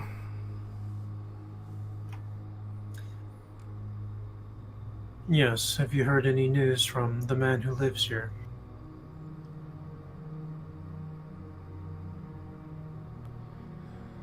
Suppose I did. Was told to only give it to a very certain individual. Nay, Robert. I am him. He looks down at your hand.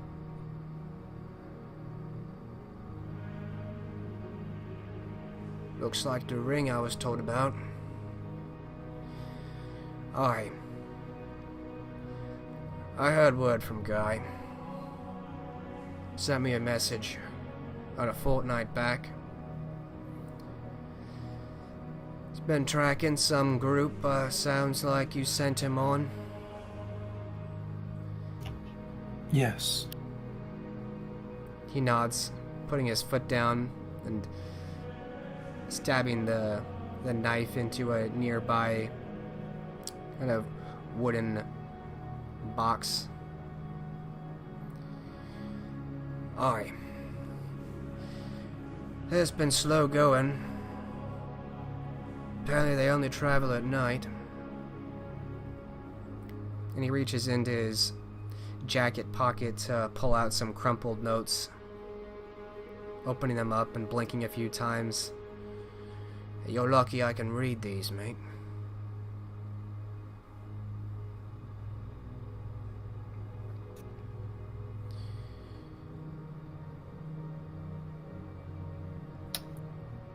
That I am. Oh, yes. He counted a few dozen, mostly mounted. They've been traveling north for some time.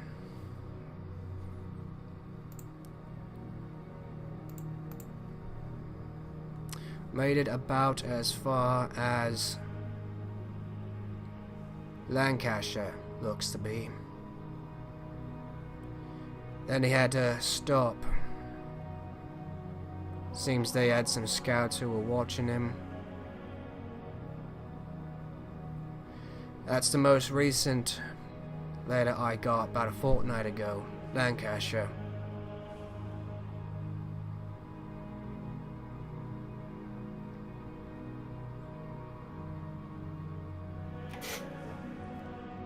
Excellent. He has done well. Of course, you have to understand these notes are a bit delayed. I get them from another man up in Worcester. I assume he gets them from Guy. Something of a chain. Robert nods at this. So this information could be out of date by more than a fortnight.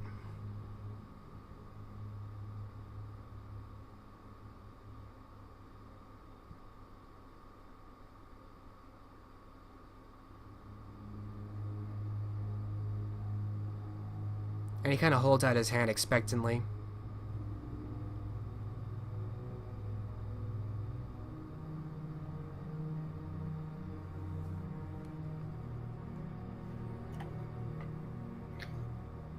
He'll procure coin from his purse, and he'll also request to see the letters himself. Make a resources roll, difficulty 4.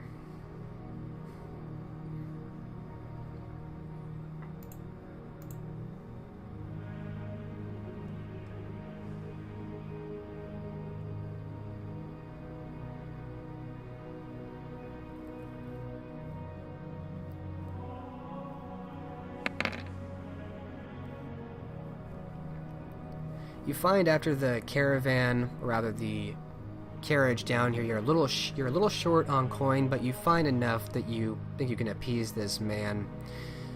And as soon as he has the coin in his hand, he hands over the letters. Watches don't count, right? No. So that'd be 2 successes, actually.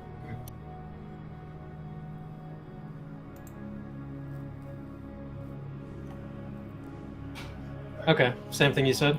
Yes.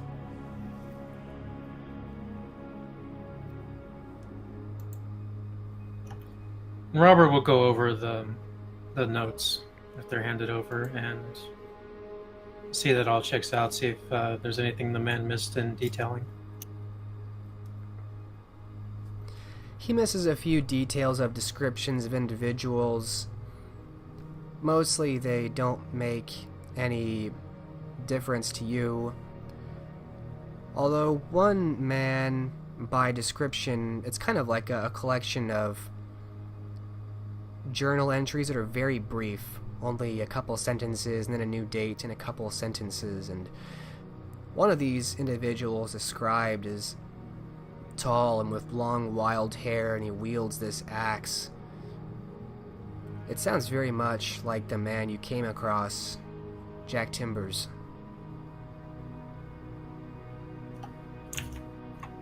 Mm-hmm.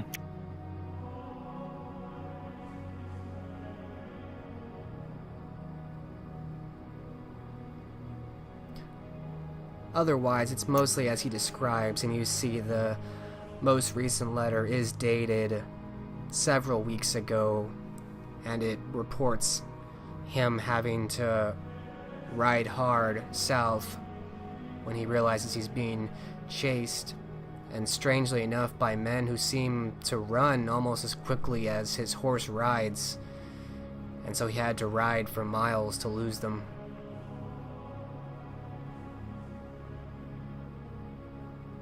That's about where the entries stop.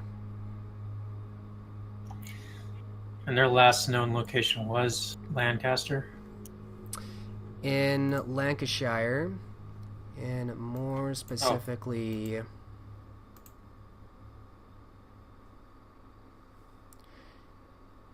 He describes it as being in the inland areas in the rugged Pennines, in some of these bogs. Tough terrain.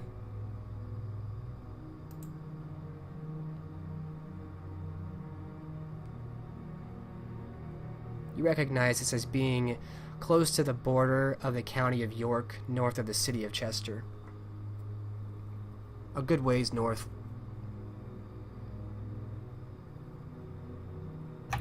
And does this correlate with the route we took and ran into Jack Timbers? This is very far north of that. You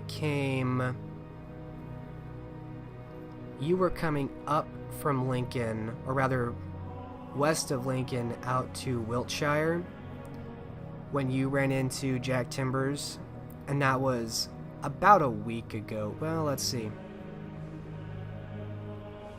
Yeah, a little bit more than a week ago, and this information is at least several weeks old.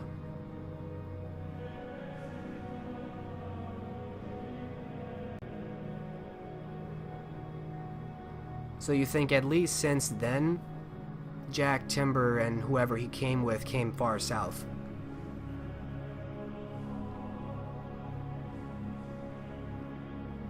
Perhaps it was Jack himself who was chasing Guy.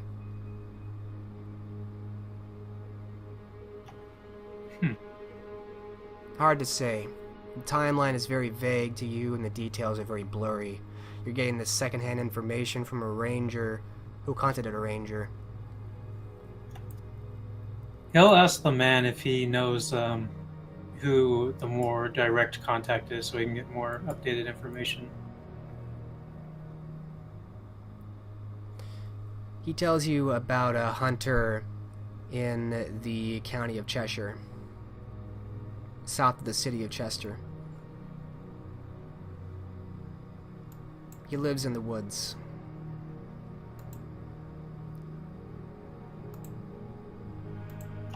Aha.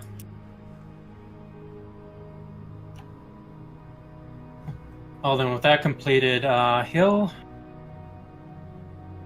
wish the man well and begin heading towards Maiden Castle.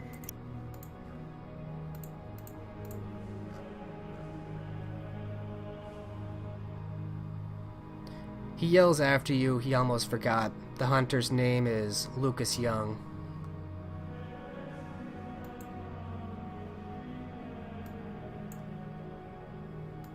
Should you need the name. He'll thank the man for remembering to tell him that. And he'll take off.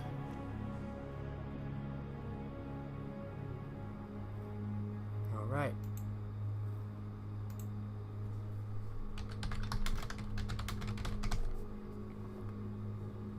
So you are heading in the direction of Maiden Castle.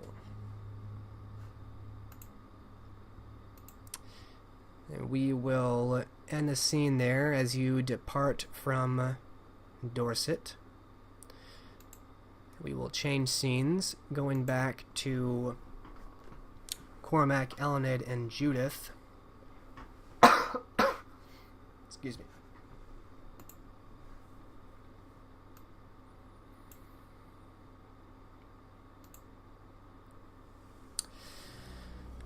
So back in your timeline, you all rejoined together.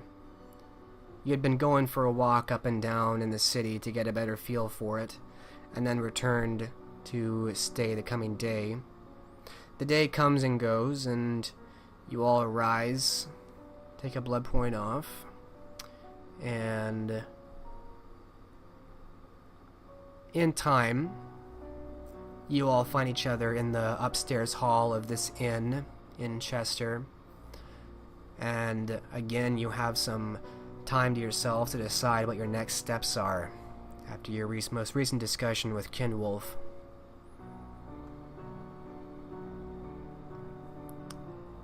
So the last of you, I'm going to say Elened, you step into the hall to join Judith and Cormac, and the three of you are together again.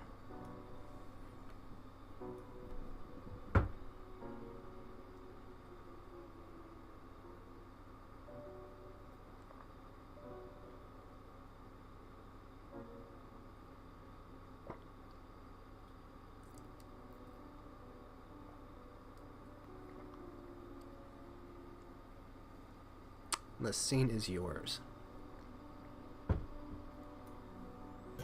Have you been talking to her? Oh my god.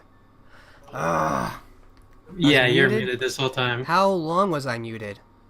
Pretty much. About 1 to 2 minutes. What was the last thing I said? Well, you cut off things with Robert. I Pretty think. much. The Like music you- changed. Yeah. It was around the time of the music changing. Thank you. Okay. Wow. Basically, everything from the time he left the hunter's cottage. Okay. Okay, so returning to Cormac, Elened, and Judith, you spend some time going up and down the city, getting a better feel for it, until you returned and slept the day away. So you arise, and in due time, the group of you return to the hallway. Take a blood point off for the rising for the night, of course. And Elenid, you are last to join them in the hall as the group of you rejoin upstairs in this inn. And the scene is yours as you come back together.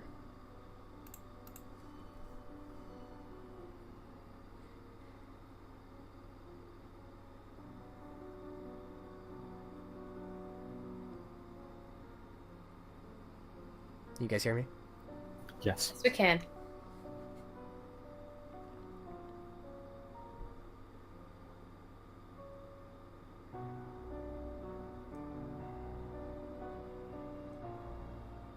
Well then, anything anyone would like to do or bring up before we set out on our business? Nothing new I've thought of since last night.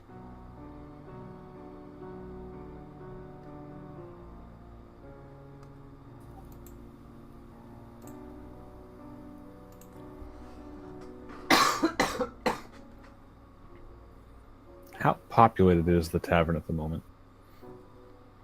It's very early in the evening. There's a couple dozen people down there at the tavern. It's probably the busiest you've seen it.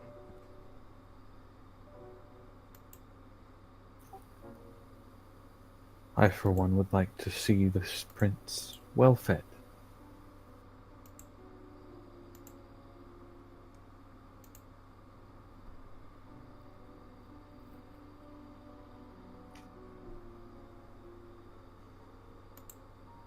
Very well. Though I would not entirely object to that myself.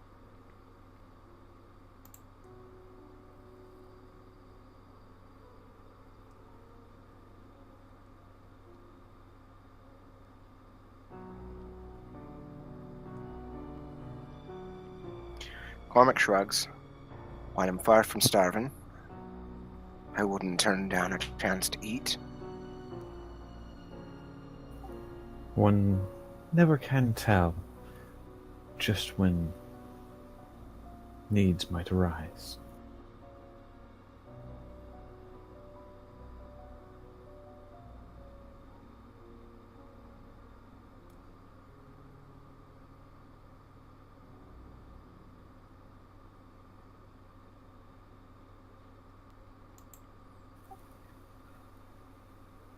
Judith is going to push back a little bit from the table and take an appraising survey of the bar.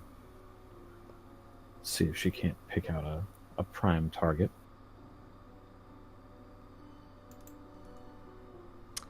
We do a perception investigation, difficulty 7.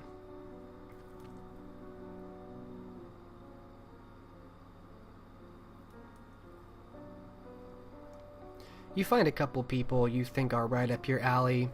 You see some soot on their faces. Not much, but just enough that you're familiar with the signs of someone who's been in a blacksmith working on metal. Would have also taken a tailor, but blacksmiths are easier to spot.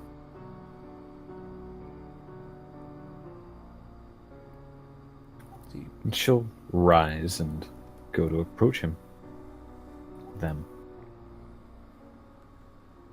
All right. And how do you mean to try and entice your prey tonight? She's going to do her best seductive approach. All right. I'll take an appearance subterfuge, standard difficulty.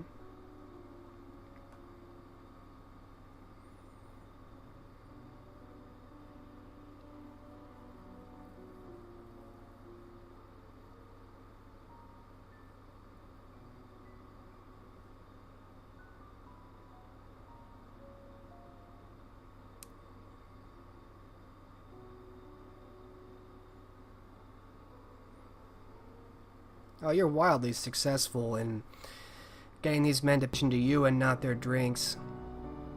You have them in the palm of your hand, the two of these men. And she'll laugh easily at any little jests or jokes they make, and blush as appropriate. Not expending blood for the effort, but looking demure and dainty as best she can.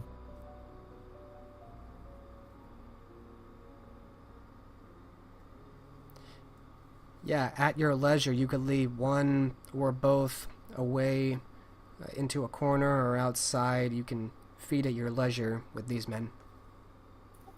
She's not greedy and she's not that in need, so she's only after just the one. But, yeah, she'd duck into a dark corner for a brief minute and look like she's whispering sweet nothings into his ear.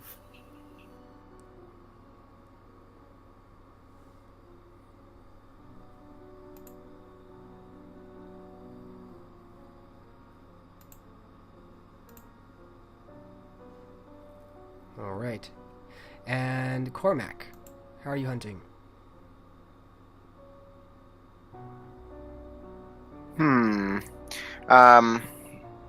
Not a super full place, I'm assuming. Not extremely.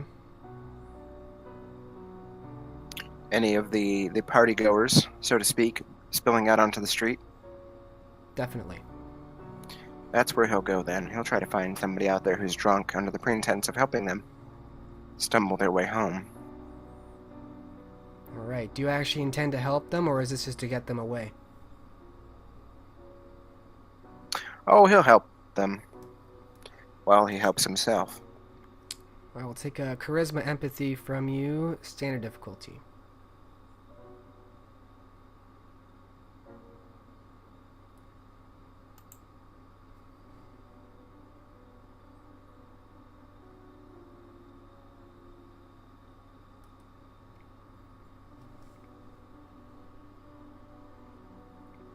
You find a few people who've had a little bit too much to drink and they're stumbling on their way home, which you help them find, and of course you find that you have an excellent opportunity in the dark doorway of their home to feed as you need.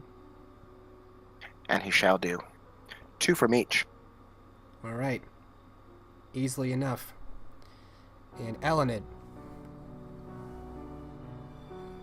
In her tried and true fashion, she will find a table of those that aren't in too deep, but in enough to be easily swayed to her own little poetry game she's become so accustomed to. Alright, charisma expression, standard difficulty.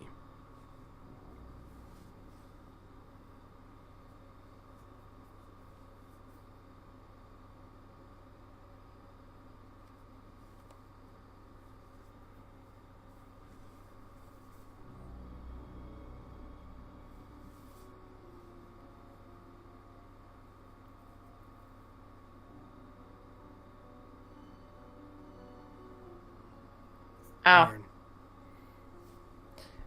No successes. No one here really appreciates your poetry as much as Rothschild does, unfortunately. And you're not really having any luck garnering attention so much as your companions are. Unfortunately, no one wants to hear any limericks or poems tonight.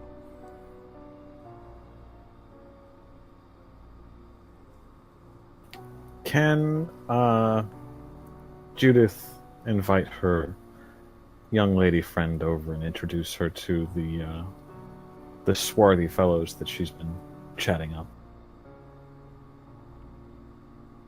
You can try.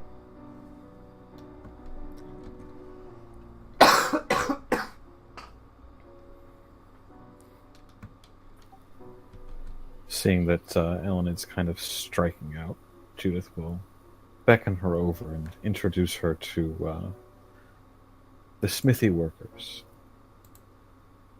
Dear sirs, allow me to introduce you. Have you ever met a Welsh poet before? What are you talking about, miss? And they just have these big grins on their face.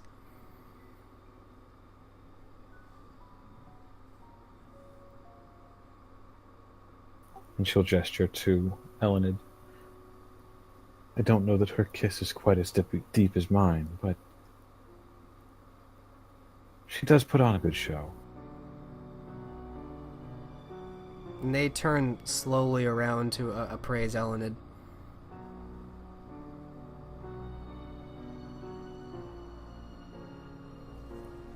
Yes, but my methods are more with words.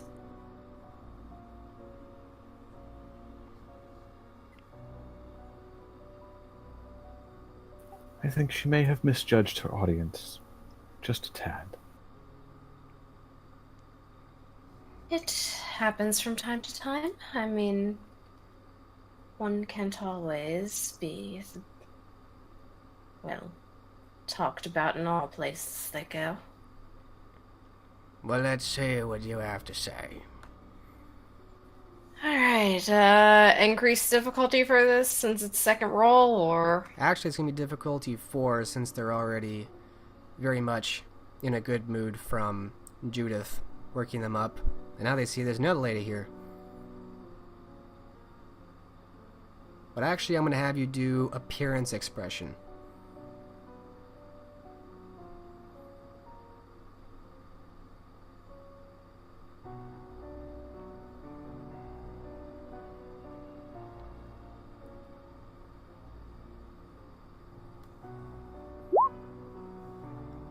There you go. Specialty. Suddenly, they don't care about Judith, they care about you. They've both turned focus entirely on you, and you can do as you need with them. These men are clearly very easily led away by any woman who spends enough time to impress them. Judith will take the opportunity to kind of melt back into the crowd. Alright. She will take one from each. Simple enough to do. One's already a bit weak in the knees, and even more so after you are done with him. And at last, the three of you have all fed, and in due time find each other back inside the tavern. And Cormac, you, I assume, enter kind of back into the tavern in time to see that Ellenid and Judith seem quite content with themselves. And he's looking rather blush himself, grinning all the way as he approaches them.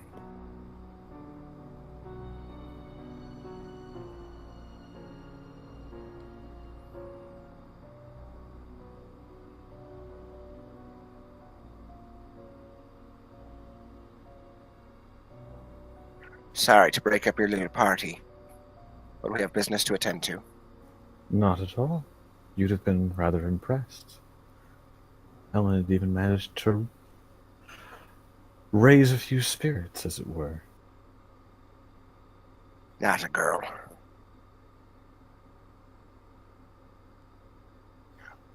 It was more of a method of being directed to the right group. The first group didn't seem entirely interested.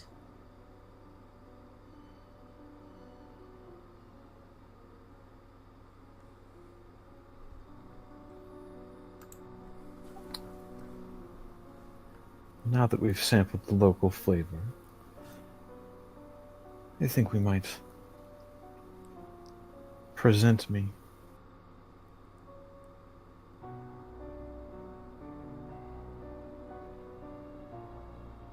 That sounds like a splendid idea. And he grins again, kind of lopsidedly. It might be obvious to those who are looking that he may be a little bit drunk. Don't go tumbling into your cups now. Wasn't me what did it. But I'll enjoy it all the same. Oh, come now. It might be a bit interesting for him to be like this when we end up reaching where we're going. Time will tell. At least he's in good spirits.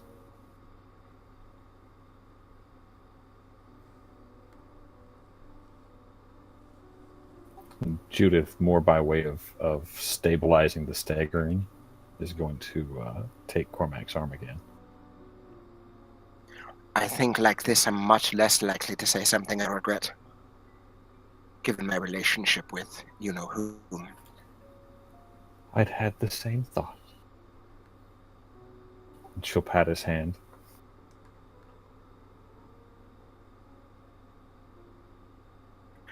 Let's stumble on then.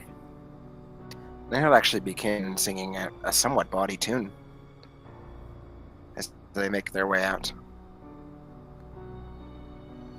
Judith will do her best to pick up the chorus. Annette will simply shake her head and walk along, glancing out to see if anyone's looking at them as her two companions are singing. As much as last night, you're getting a lot of attention, although for different reasons now.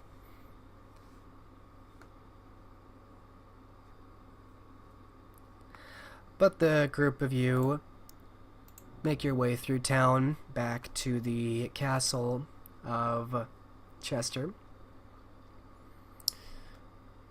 The recognizable sandstone giving it that red hue which stands out as you make your way up.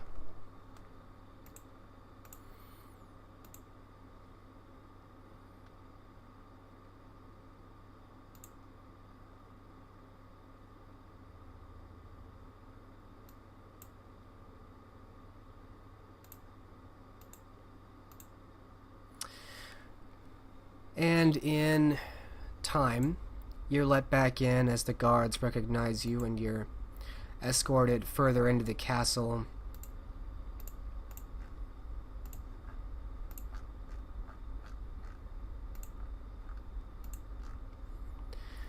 Judith will whisper off to the both of them. Explain away Thomas's absence as him choosing to go hunting further afield for the disappeared prior. As you wish. I was rather entertaining the idea that you'd tell the truth. Being we've already been in trouble for lying once. We'll call that Plan B. This ought to be interesting.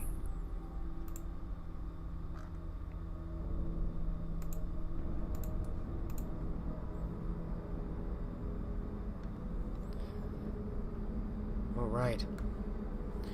You're again led into the Great Hall and see the great banners of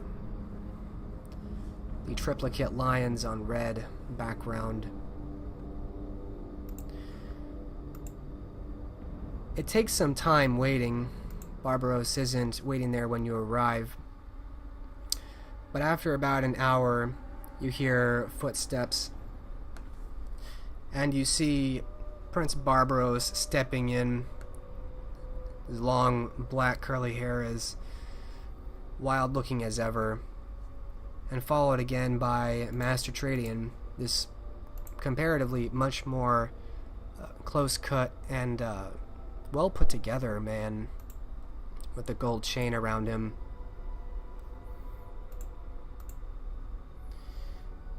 And the two of them enter.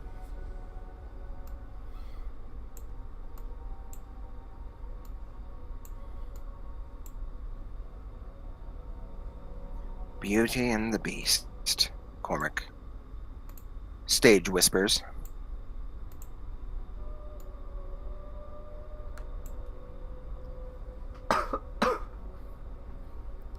Barbaros gives a strange look to the group of you when he sees Judith. Master Tredian maintains a stoic and serious expression as he follows the prince. I see the Gauntlet has returned. And who is this with you? Judith curtsies appropriately. Judith Stone of London. I had actually been en route to Liverpool when an incident occurred on board the ship I was on.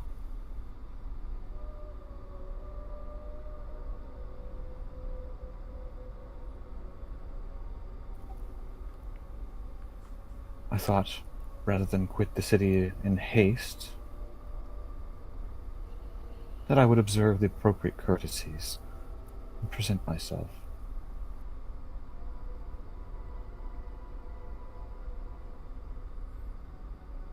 He looks at you with some curiosity and mild irritation on his face. And my prior? Have you found him?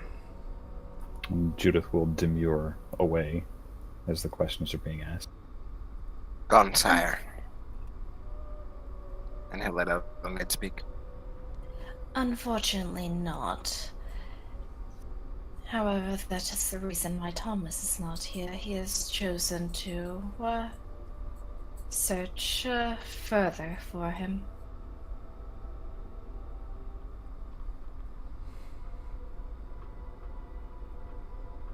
You say Thomas has gone to search for the prior? That is so. What a waste of time. Prior won't be found if it doesn't want to be found. But perhaps. And he turns back to look at Magistrate Tradian. My lord, I think I may be able to find him if he is within this city.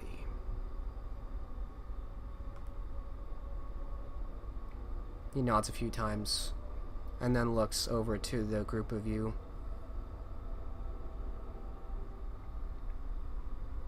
Good. Will the Gauntlet be staying here longer then?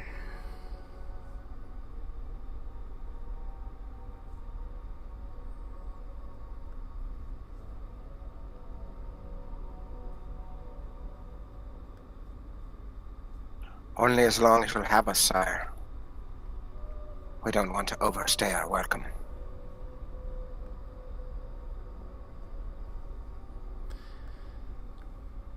The resources of the Covenant are yours to use as you see fit, as they benefit the investigation. You may stay here as you need.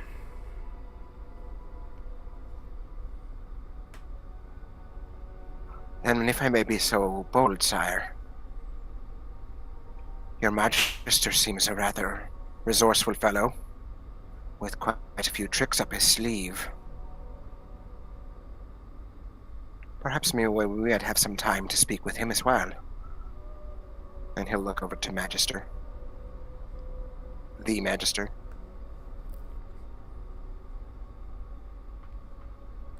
To what end?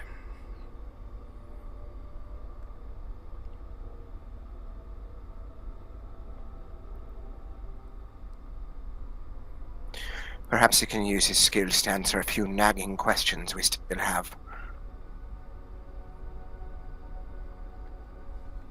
Ask them now. is in your presence. And he kind of gestures as if that was obvious. I didn't want to be so presumptuous. I mean, you do have someone new who wants to introduce herself. You, leave. He points over to Judith.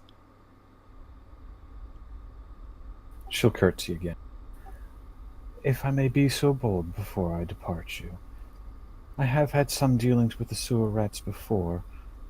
If the Magister cares to call on me, I'd be delighted to provide any assistance I can. They can be quite troublesome to track. Thank you, my lady. Should I require it, I shall call upon you, but for now that is quite unnecessary. As you say. She'll bow herself out and turn around and head towards the door. She'll probably pause outside and strike up a conversation with the guards there. Alright. And Barbaros turns back to look at you, Cormac, expectantly.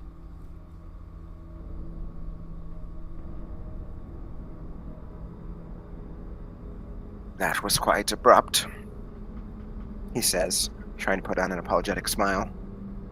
Which is easier since he's a little drunk. His hatred is somewhat dulled. But I've just realized I might have overstepped. It'd be very rude of me indeed to treat your Magister like a court jester, to use to my whim.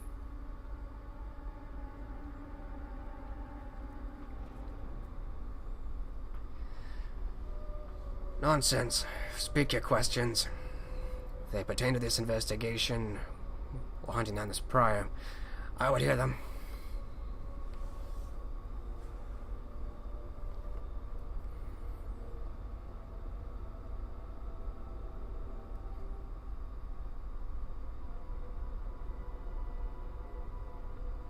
While we were in London, we made use of a Cassandra to help us with a certain item once belonging to a member of the Gauntlet.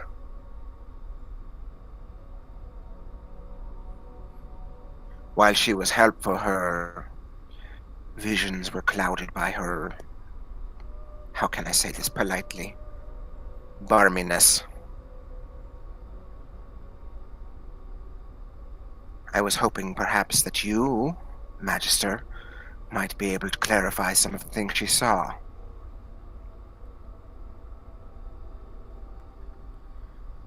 Of course, I'm rather distant to the kinds of things that, my goodness, I'm stumbling over my words. Forgive me. I might have had a little bit much to drink.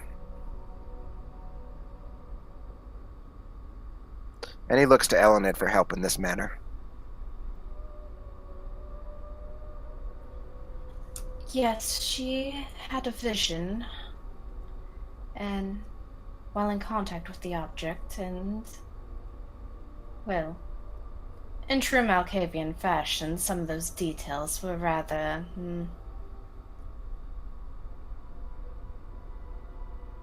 obscured to some degree. Though, the greater question I think he is asking here is if you have a method to check it, or if you have any dealings with attempting to translate the mad ravings of Malkavian.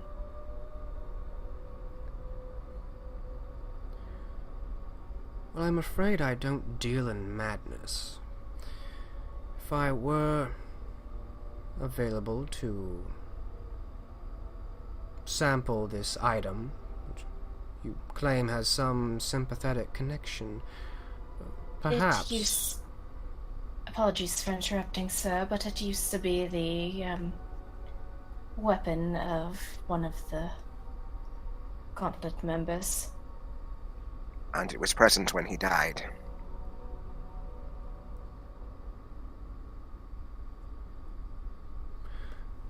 What did this vision supposedly show from what the Cassandra told you?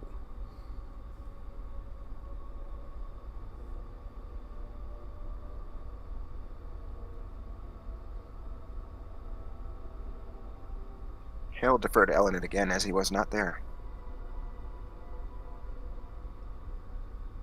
You know what? Elenid was not there either. She left. Oh no! However, we were told the brief overview of it after the fact.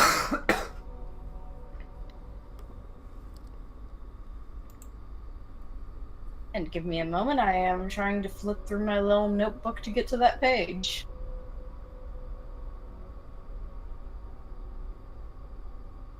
Here we are. Well, unfortunately, I was not there for the event taking place, but I was given the overview of it by Thomas, and Robert was the other person there. But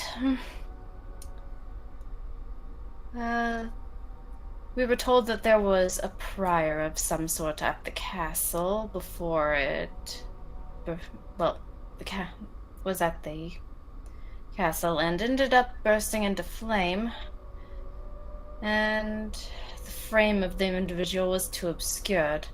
Beyond that, I don't really know much outside of what we were already able to tell from investigating the scene of that was the entire thing was a trap, but I'm afraid I was not there, and as such I only got the overview. I did not get the full details of what this vision may have been.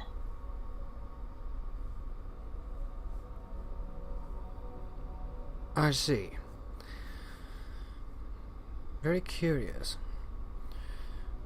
Yes, perhaps if you provide me this weapon, I might be able to investigate any link it might have had with the deceased. I cannot make any promises, but I am willing to see what I may find.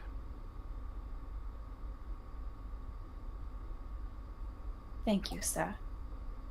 With his lordship's permission, of course, and he'll look over to the prince. Yes. If it advances this investigation. But I would hear what Master Tredian would find from this result. Of course. Oh, that is quite the oversight. Your leash, my apologies. This weapon, it was the axe of Wulfric.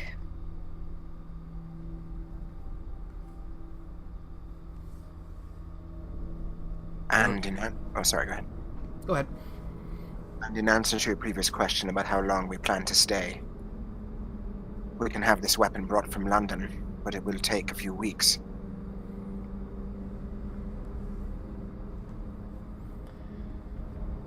Surely the entirety of the Gauntlet does not need to do this. You can send messengers, or one of you certainly is the most you would need for this. Oh, of course, sire. I meant we'd send word.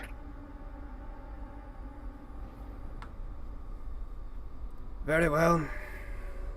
See about having the thing brought here. I will have Master Tredian do what he may. We will hear what there is to be heard about this thing, and perhaps there is more information than your Cassandra provided.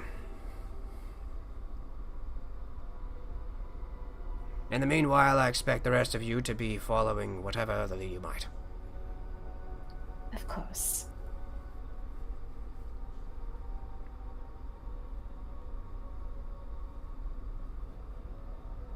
If that is all, I have business in Liverpool. Yes, and she will curtsy as is common. Thank you for gracing us with your time.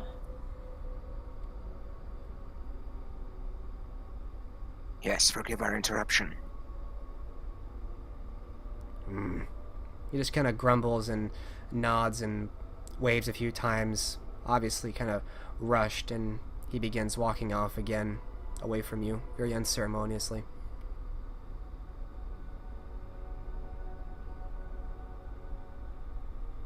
With that, Helenet will rise and head for the exit.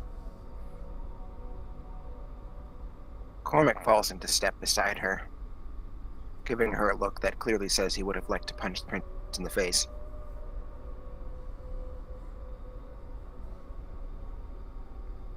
Right. And in due time, the two of you exit to find that Judith is chatting up some of the guards outside.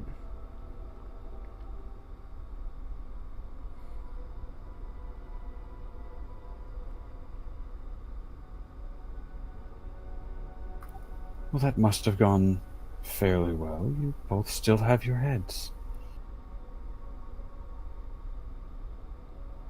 I was diplomatic enough, after a fashion. Yes, and we may need to send a letter to London. Oh.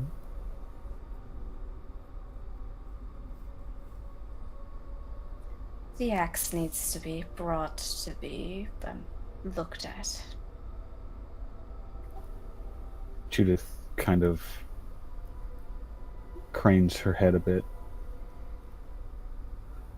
Oh? The Magister has agreed to look into it for us. It's our best chance to get close to him. She'll kind of cock eyes at the guards who are still nearby. I too would very much like to get to know the man. Never met a Tremor directly.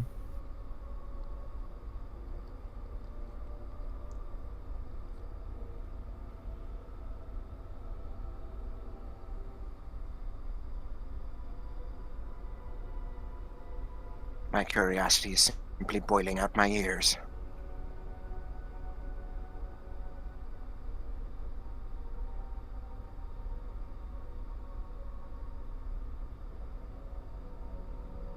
But with your connections in the city, you would probably be the best to send word for it.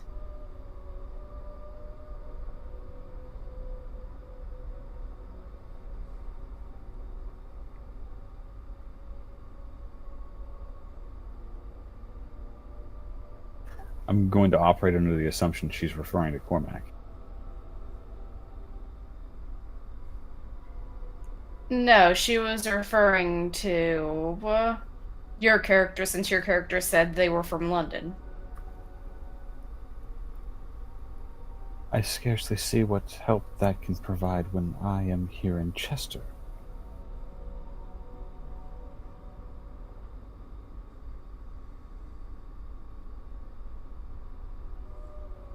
I'll send word, never fear.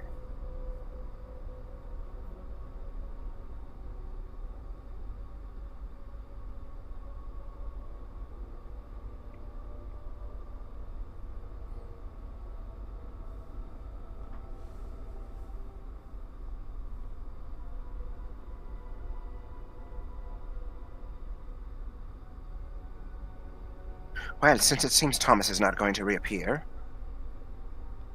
I suppose his room for now is yours. I do quite hope he's doing all right. Quite so. I hope I haven't been too much a bother. The prince seemed to like you. She rolls her eyes. And she'll wheel on one heel and head for the front gate. Yes, he positively bubbled with effervescence at my appearance.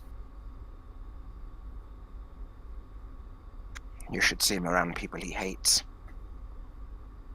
And his face goes serious for a moment.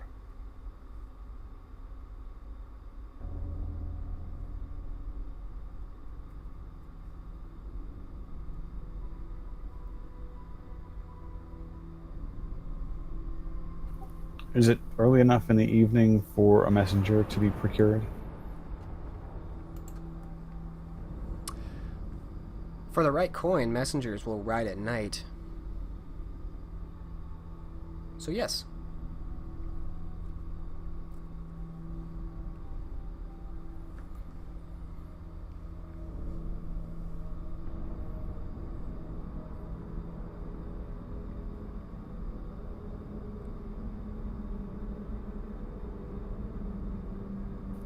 Then Judith will go and seek out a messenger so that they can send word to the Chamberlain estate. Okay. Yeah, resources roll difficulty 4.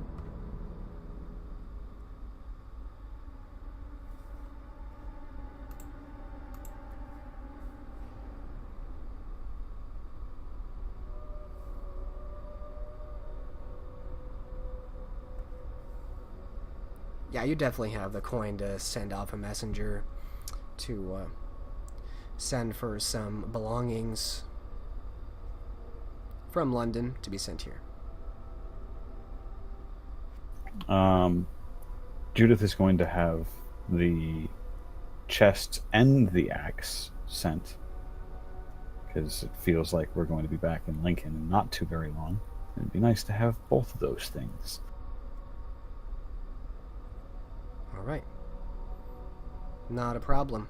Not with coin like you have. And also some additional coin.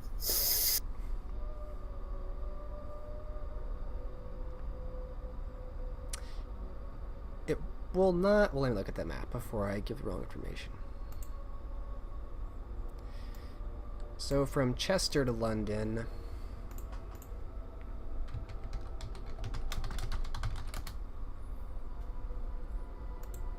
Let's just look. Ooh, and while we're at it, why not word to Lincoln, just in case Robert beats us there?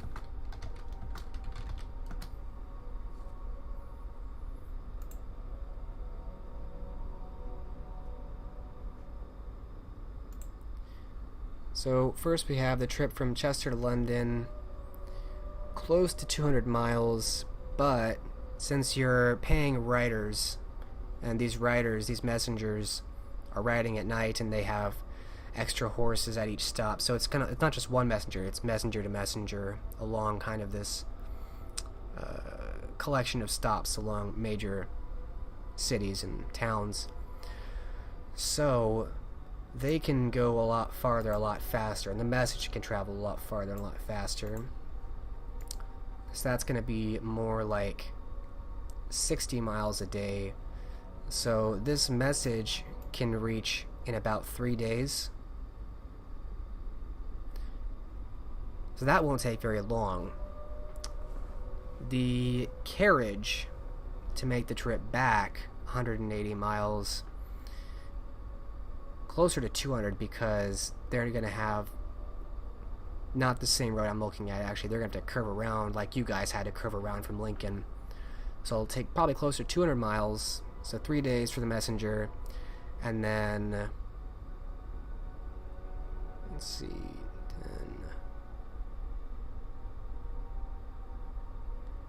about 2 weeks for a carriage to arrive from London to Chester. So you're looking at about 17 days under ideal circumstances for the turnaround on this. The messenger from, you said Chester to Lincoln, or from London to Lincoln? Chester to Lincoln. Chester to Lincoln.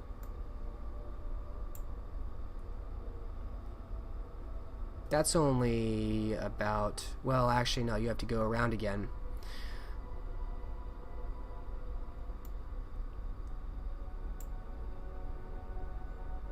Because of the terrain, unfortunately. So the messenger, again, probably a few nights.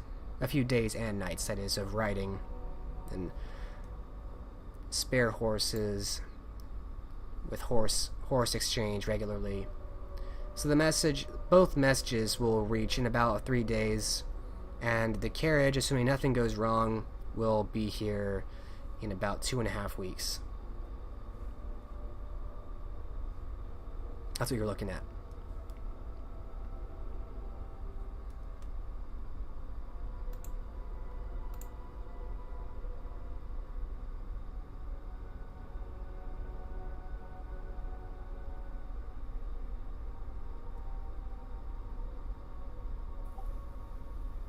Now that's done, hopefully, everything will be in order shortly.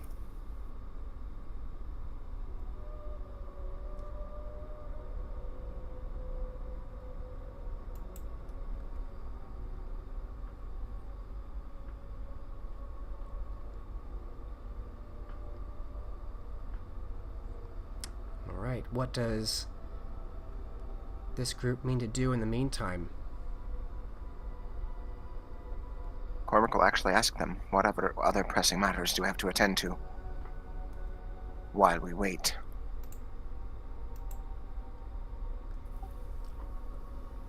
Well, there was a certain someone we knew who was probably headed north. We could take a gander outside the city walls.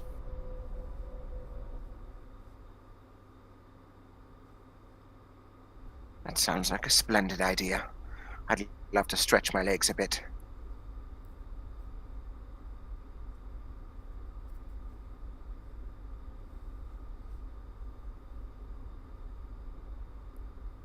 And I'm sure Bolt wouldn't mind either. He'd never turn down the opportunity for a run.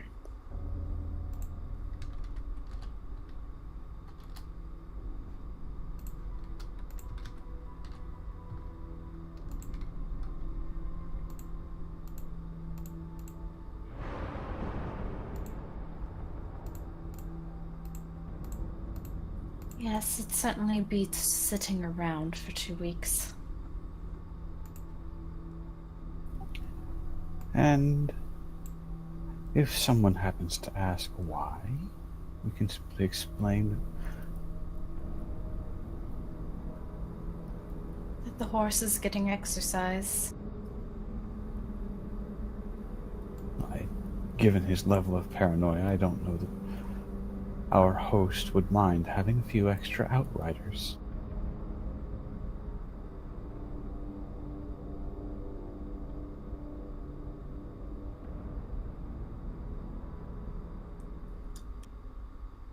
It's either that excuse or scanning the area around to try to find the escaped prior. As her excuse. As His Grace mentioned, if he doesn't want to be found, he won't be. I am certainly well aware.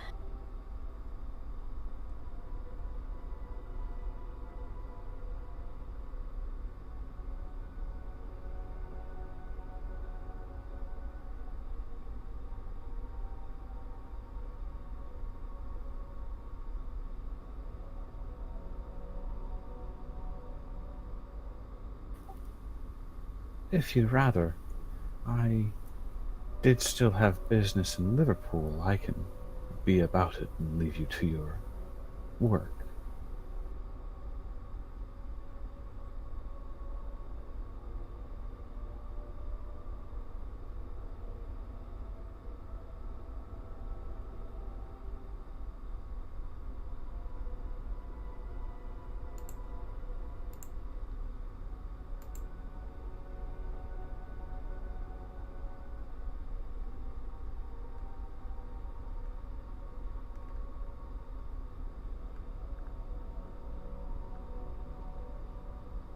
Cormac looks between the two of them.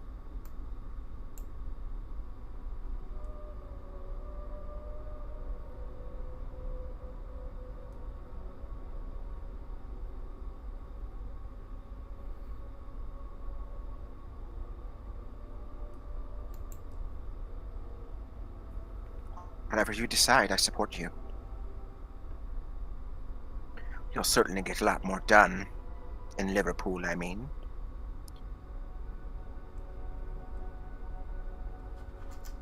While the Gauntlet handles other affairs.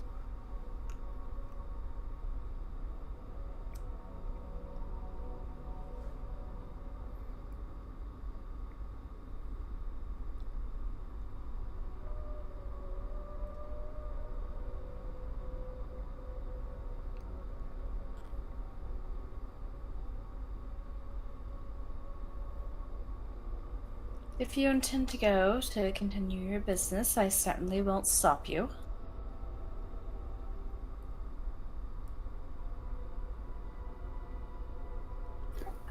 Don't go clamoring to keep me here. It's unbecoming. Oh, please, that's for more sympathetic folks than I.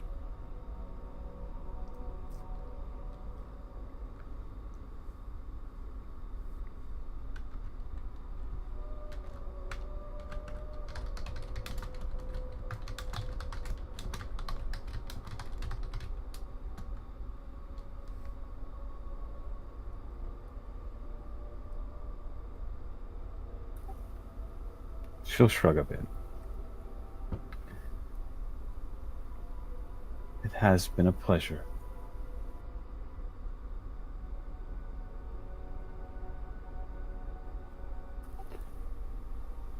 I do hope we meet again.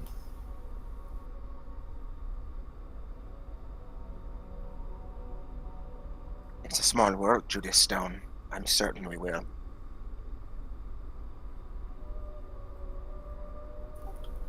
Judith will head back to the tavern alone.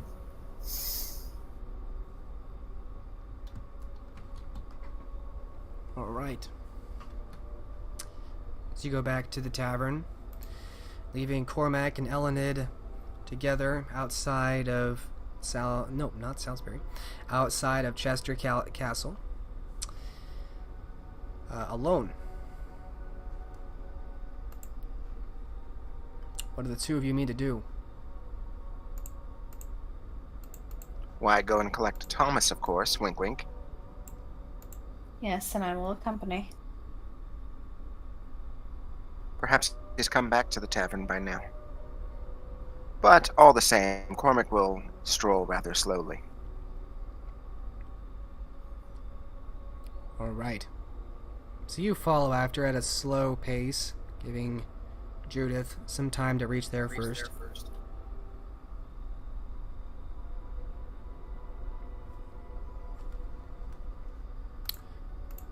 And in due time, you arrive. Judith, you think a good half an hour, maybe ahead of Cormac and Elenid, given how slow they were going.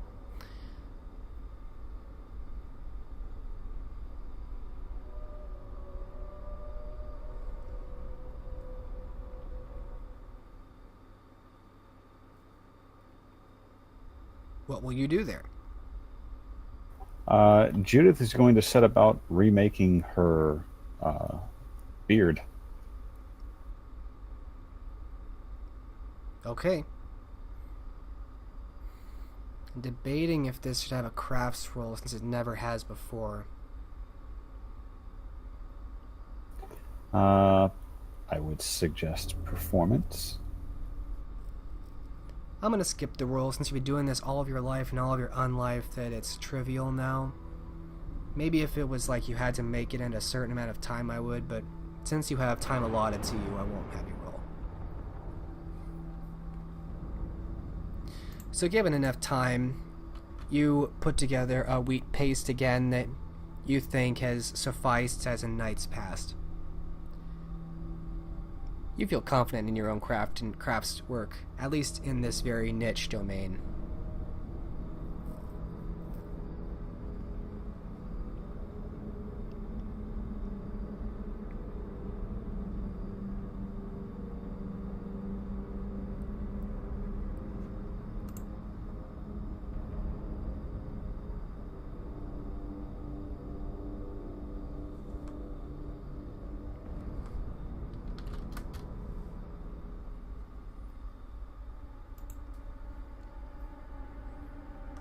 So you have your beard. It would take a little bit more than the half hour, because it does take some time to set up and whatnot, but in due course, as it were. Yeah, I expect you're going to be putting some time together, but a couple hours later, I imagine you're about done.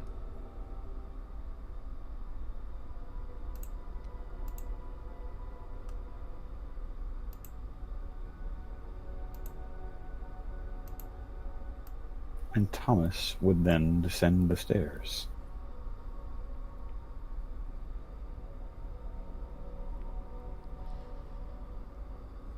Cormac, you have a couple hours to kill in the tavern while you wait to hopefully run into Thomas again. Are you doing anything in particular, or just kind of socializing with the casuals who are frequenting the tavern this late in the evening? Yeah, he's socializing. Enjoying the little bit of buzz he got from his conquests early in the evening. It's his favorite thing to do. Hang about with the common man. You're fairly easy to get along with, so you find a few of these tired men who come here to relax and have ale.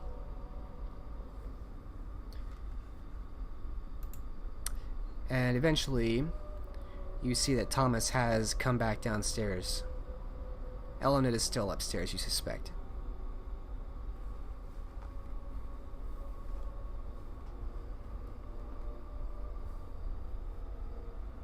When he sees Thomas come down, he will excuse himself from the conversation, wishing the lads a good night, and approach with his arms outstretched.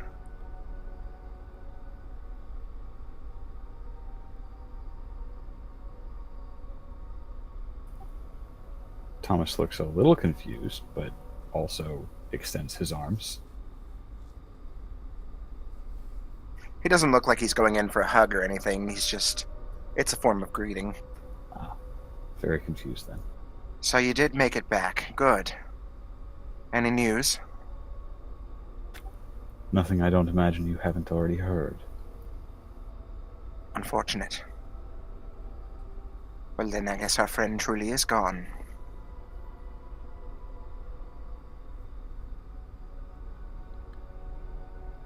Ellen and I were thinking we might go for a little ride out in the country.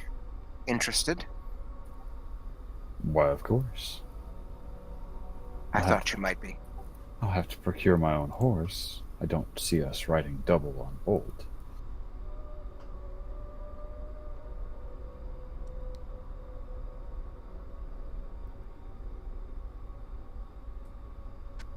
I certainly hope. Wait, is my character there, or? Yeah, I imagine Eleanor, once she's prepared, she comes downstairs to join this, and you see that Cormac and Thomas have just begun speaking again. They're still standing. There's a wry grin on Thomas's face.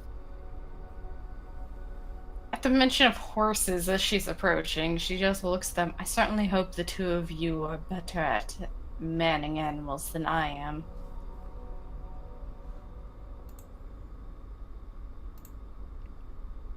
I have quite the taste for it. You can ride with me if you'd like. That would likely be for the best. I have, next to no experience in trained riding.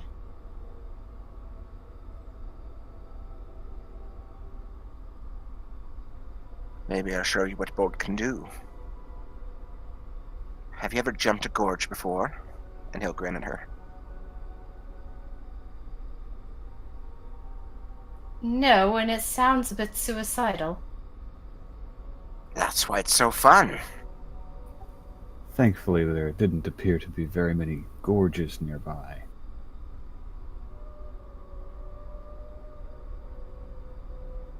At least not on the carriage ride up. A pity, then. So, will we go tonight? There's plenty of time to burn. True enough. It will depend on whether or not the stable master has a horse to spare.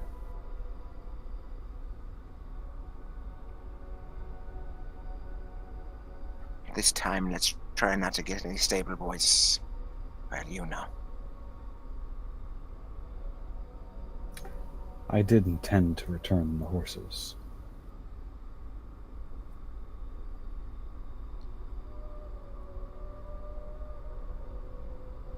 Sometimes the best intentions. And he shrugs.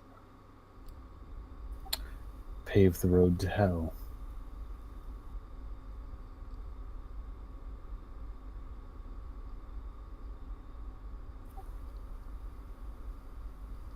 Well, if there's been enough talk of grim business, he'll gesture towards the door. Right you are, sir. And he does hitch a bit, saying, sir, before catching himself.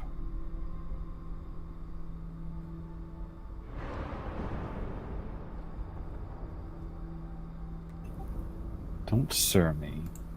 I don't even ask sir from the people I pay.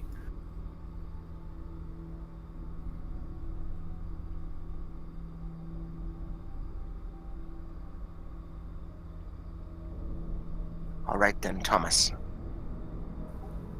It's better. Though he might use it more often now that he knows that it gets under your skin at least a little bit. Oh, I didn't enjoy to ruin the surprise.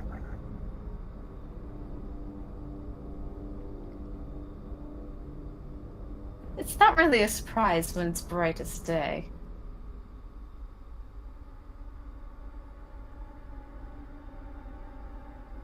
And with that, Cormac will exit the inn to head to the stables. To fetch horses. Bolt and others.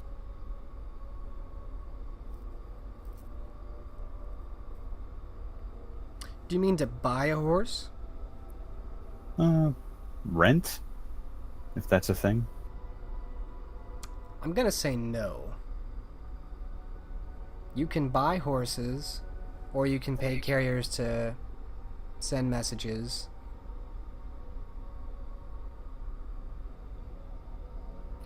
Well, let's see if I have the coin on hand to buy a horse then.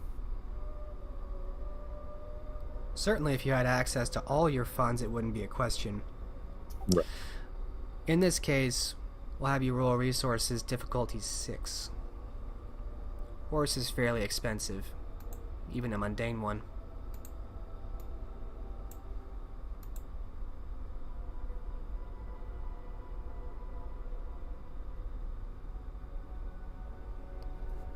Fortunately, you're just rich enough to have enough money to buy a horse. And pay for these messages. You're certainly flashing a lot of coin. And Thomas gets robbed at knife point. That'd be fun. No, but you have enough coin to buy a horse. Let me see.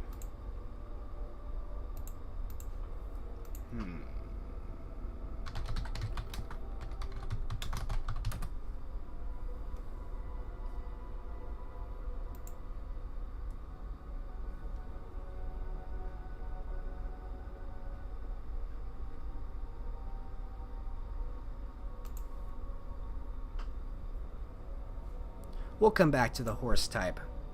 But you've bought a horse from the stables of Chester. And of course, Bolt is still stabled there. And so you have 2 horses for the 3 of you to ride out on. Not unlike a similar fellowship.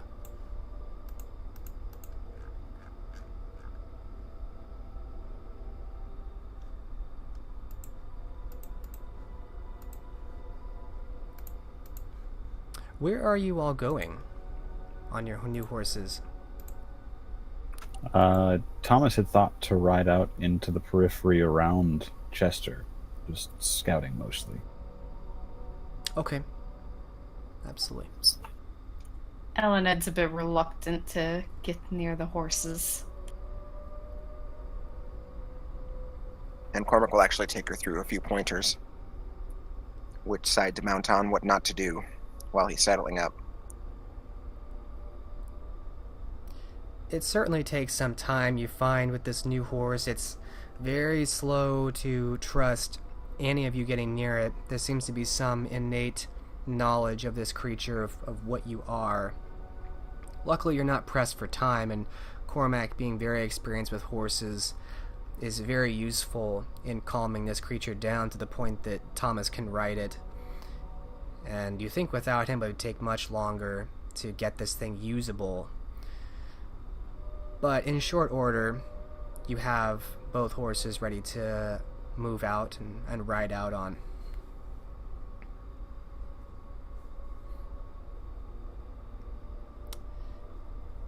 And the three of you depart the city, riding your horses to scout the outskirts, the lands around Chester and in the county. And as we see the group of you riding out, the scene fades. And here we will end the session since it is 9 o'clock, and I think a good breaking point, and we will pick it up next week. Huzzah! Guys, bad news, that whole session, I did not record any of it. No! Just kidding, I got all of it. Oh. Like, no way. That would especially hurt Robert since what happened last time. I know, I felt so bad. I think I managed to not fuck anything up this time. So, let's do some entertaining role players. Do 2 experience all around. We'll start with Cormac. Oh, Robert, definitely, for that scene where found out what became of our poor neonate. Yep. And shedding a tear for her. Every action has a consequence. Robert, how about you? I'm going to give it to Thomas / Judith just because I like to see, playing the alternate ego or identity. Yeah, very cool. She Judith. pouted a bit.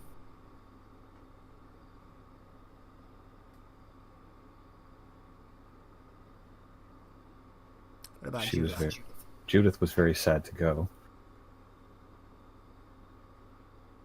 I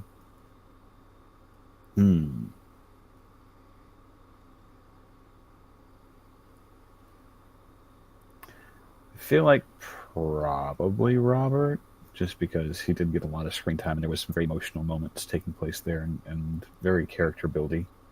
Mm-hmm.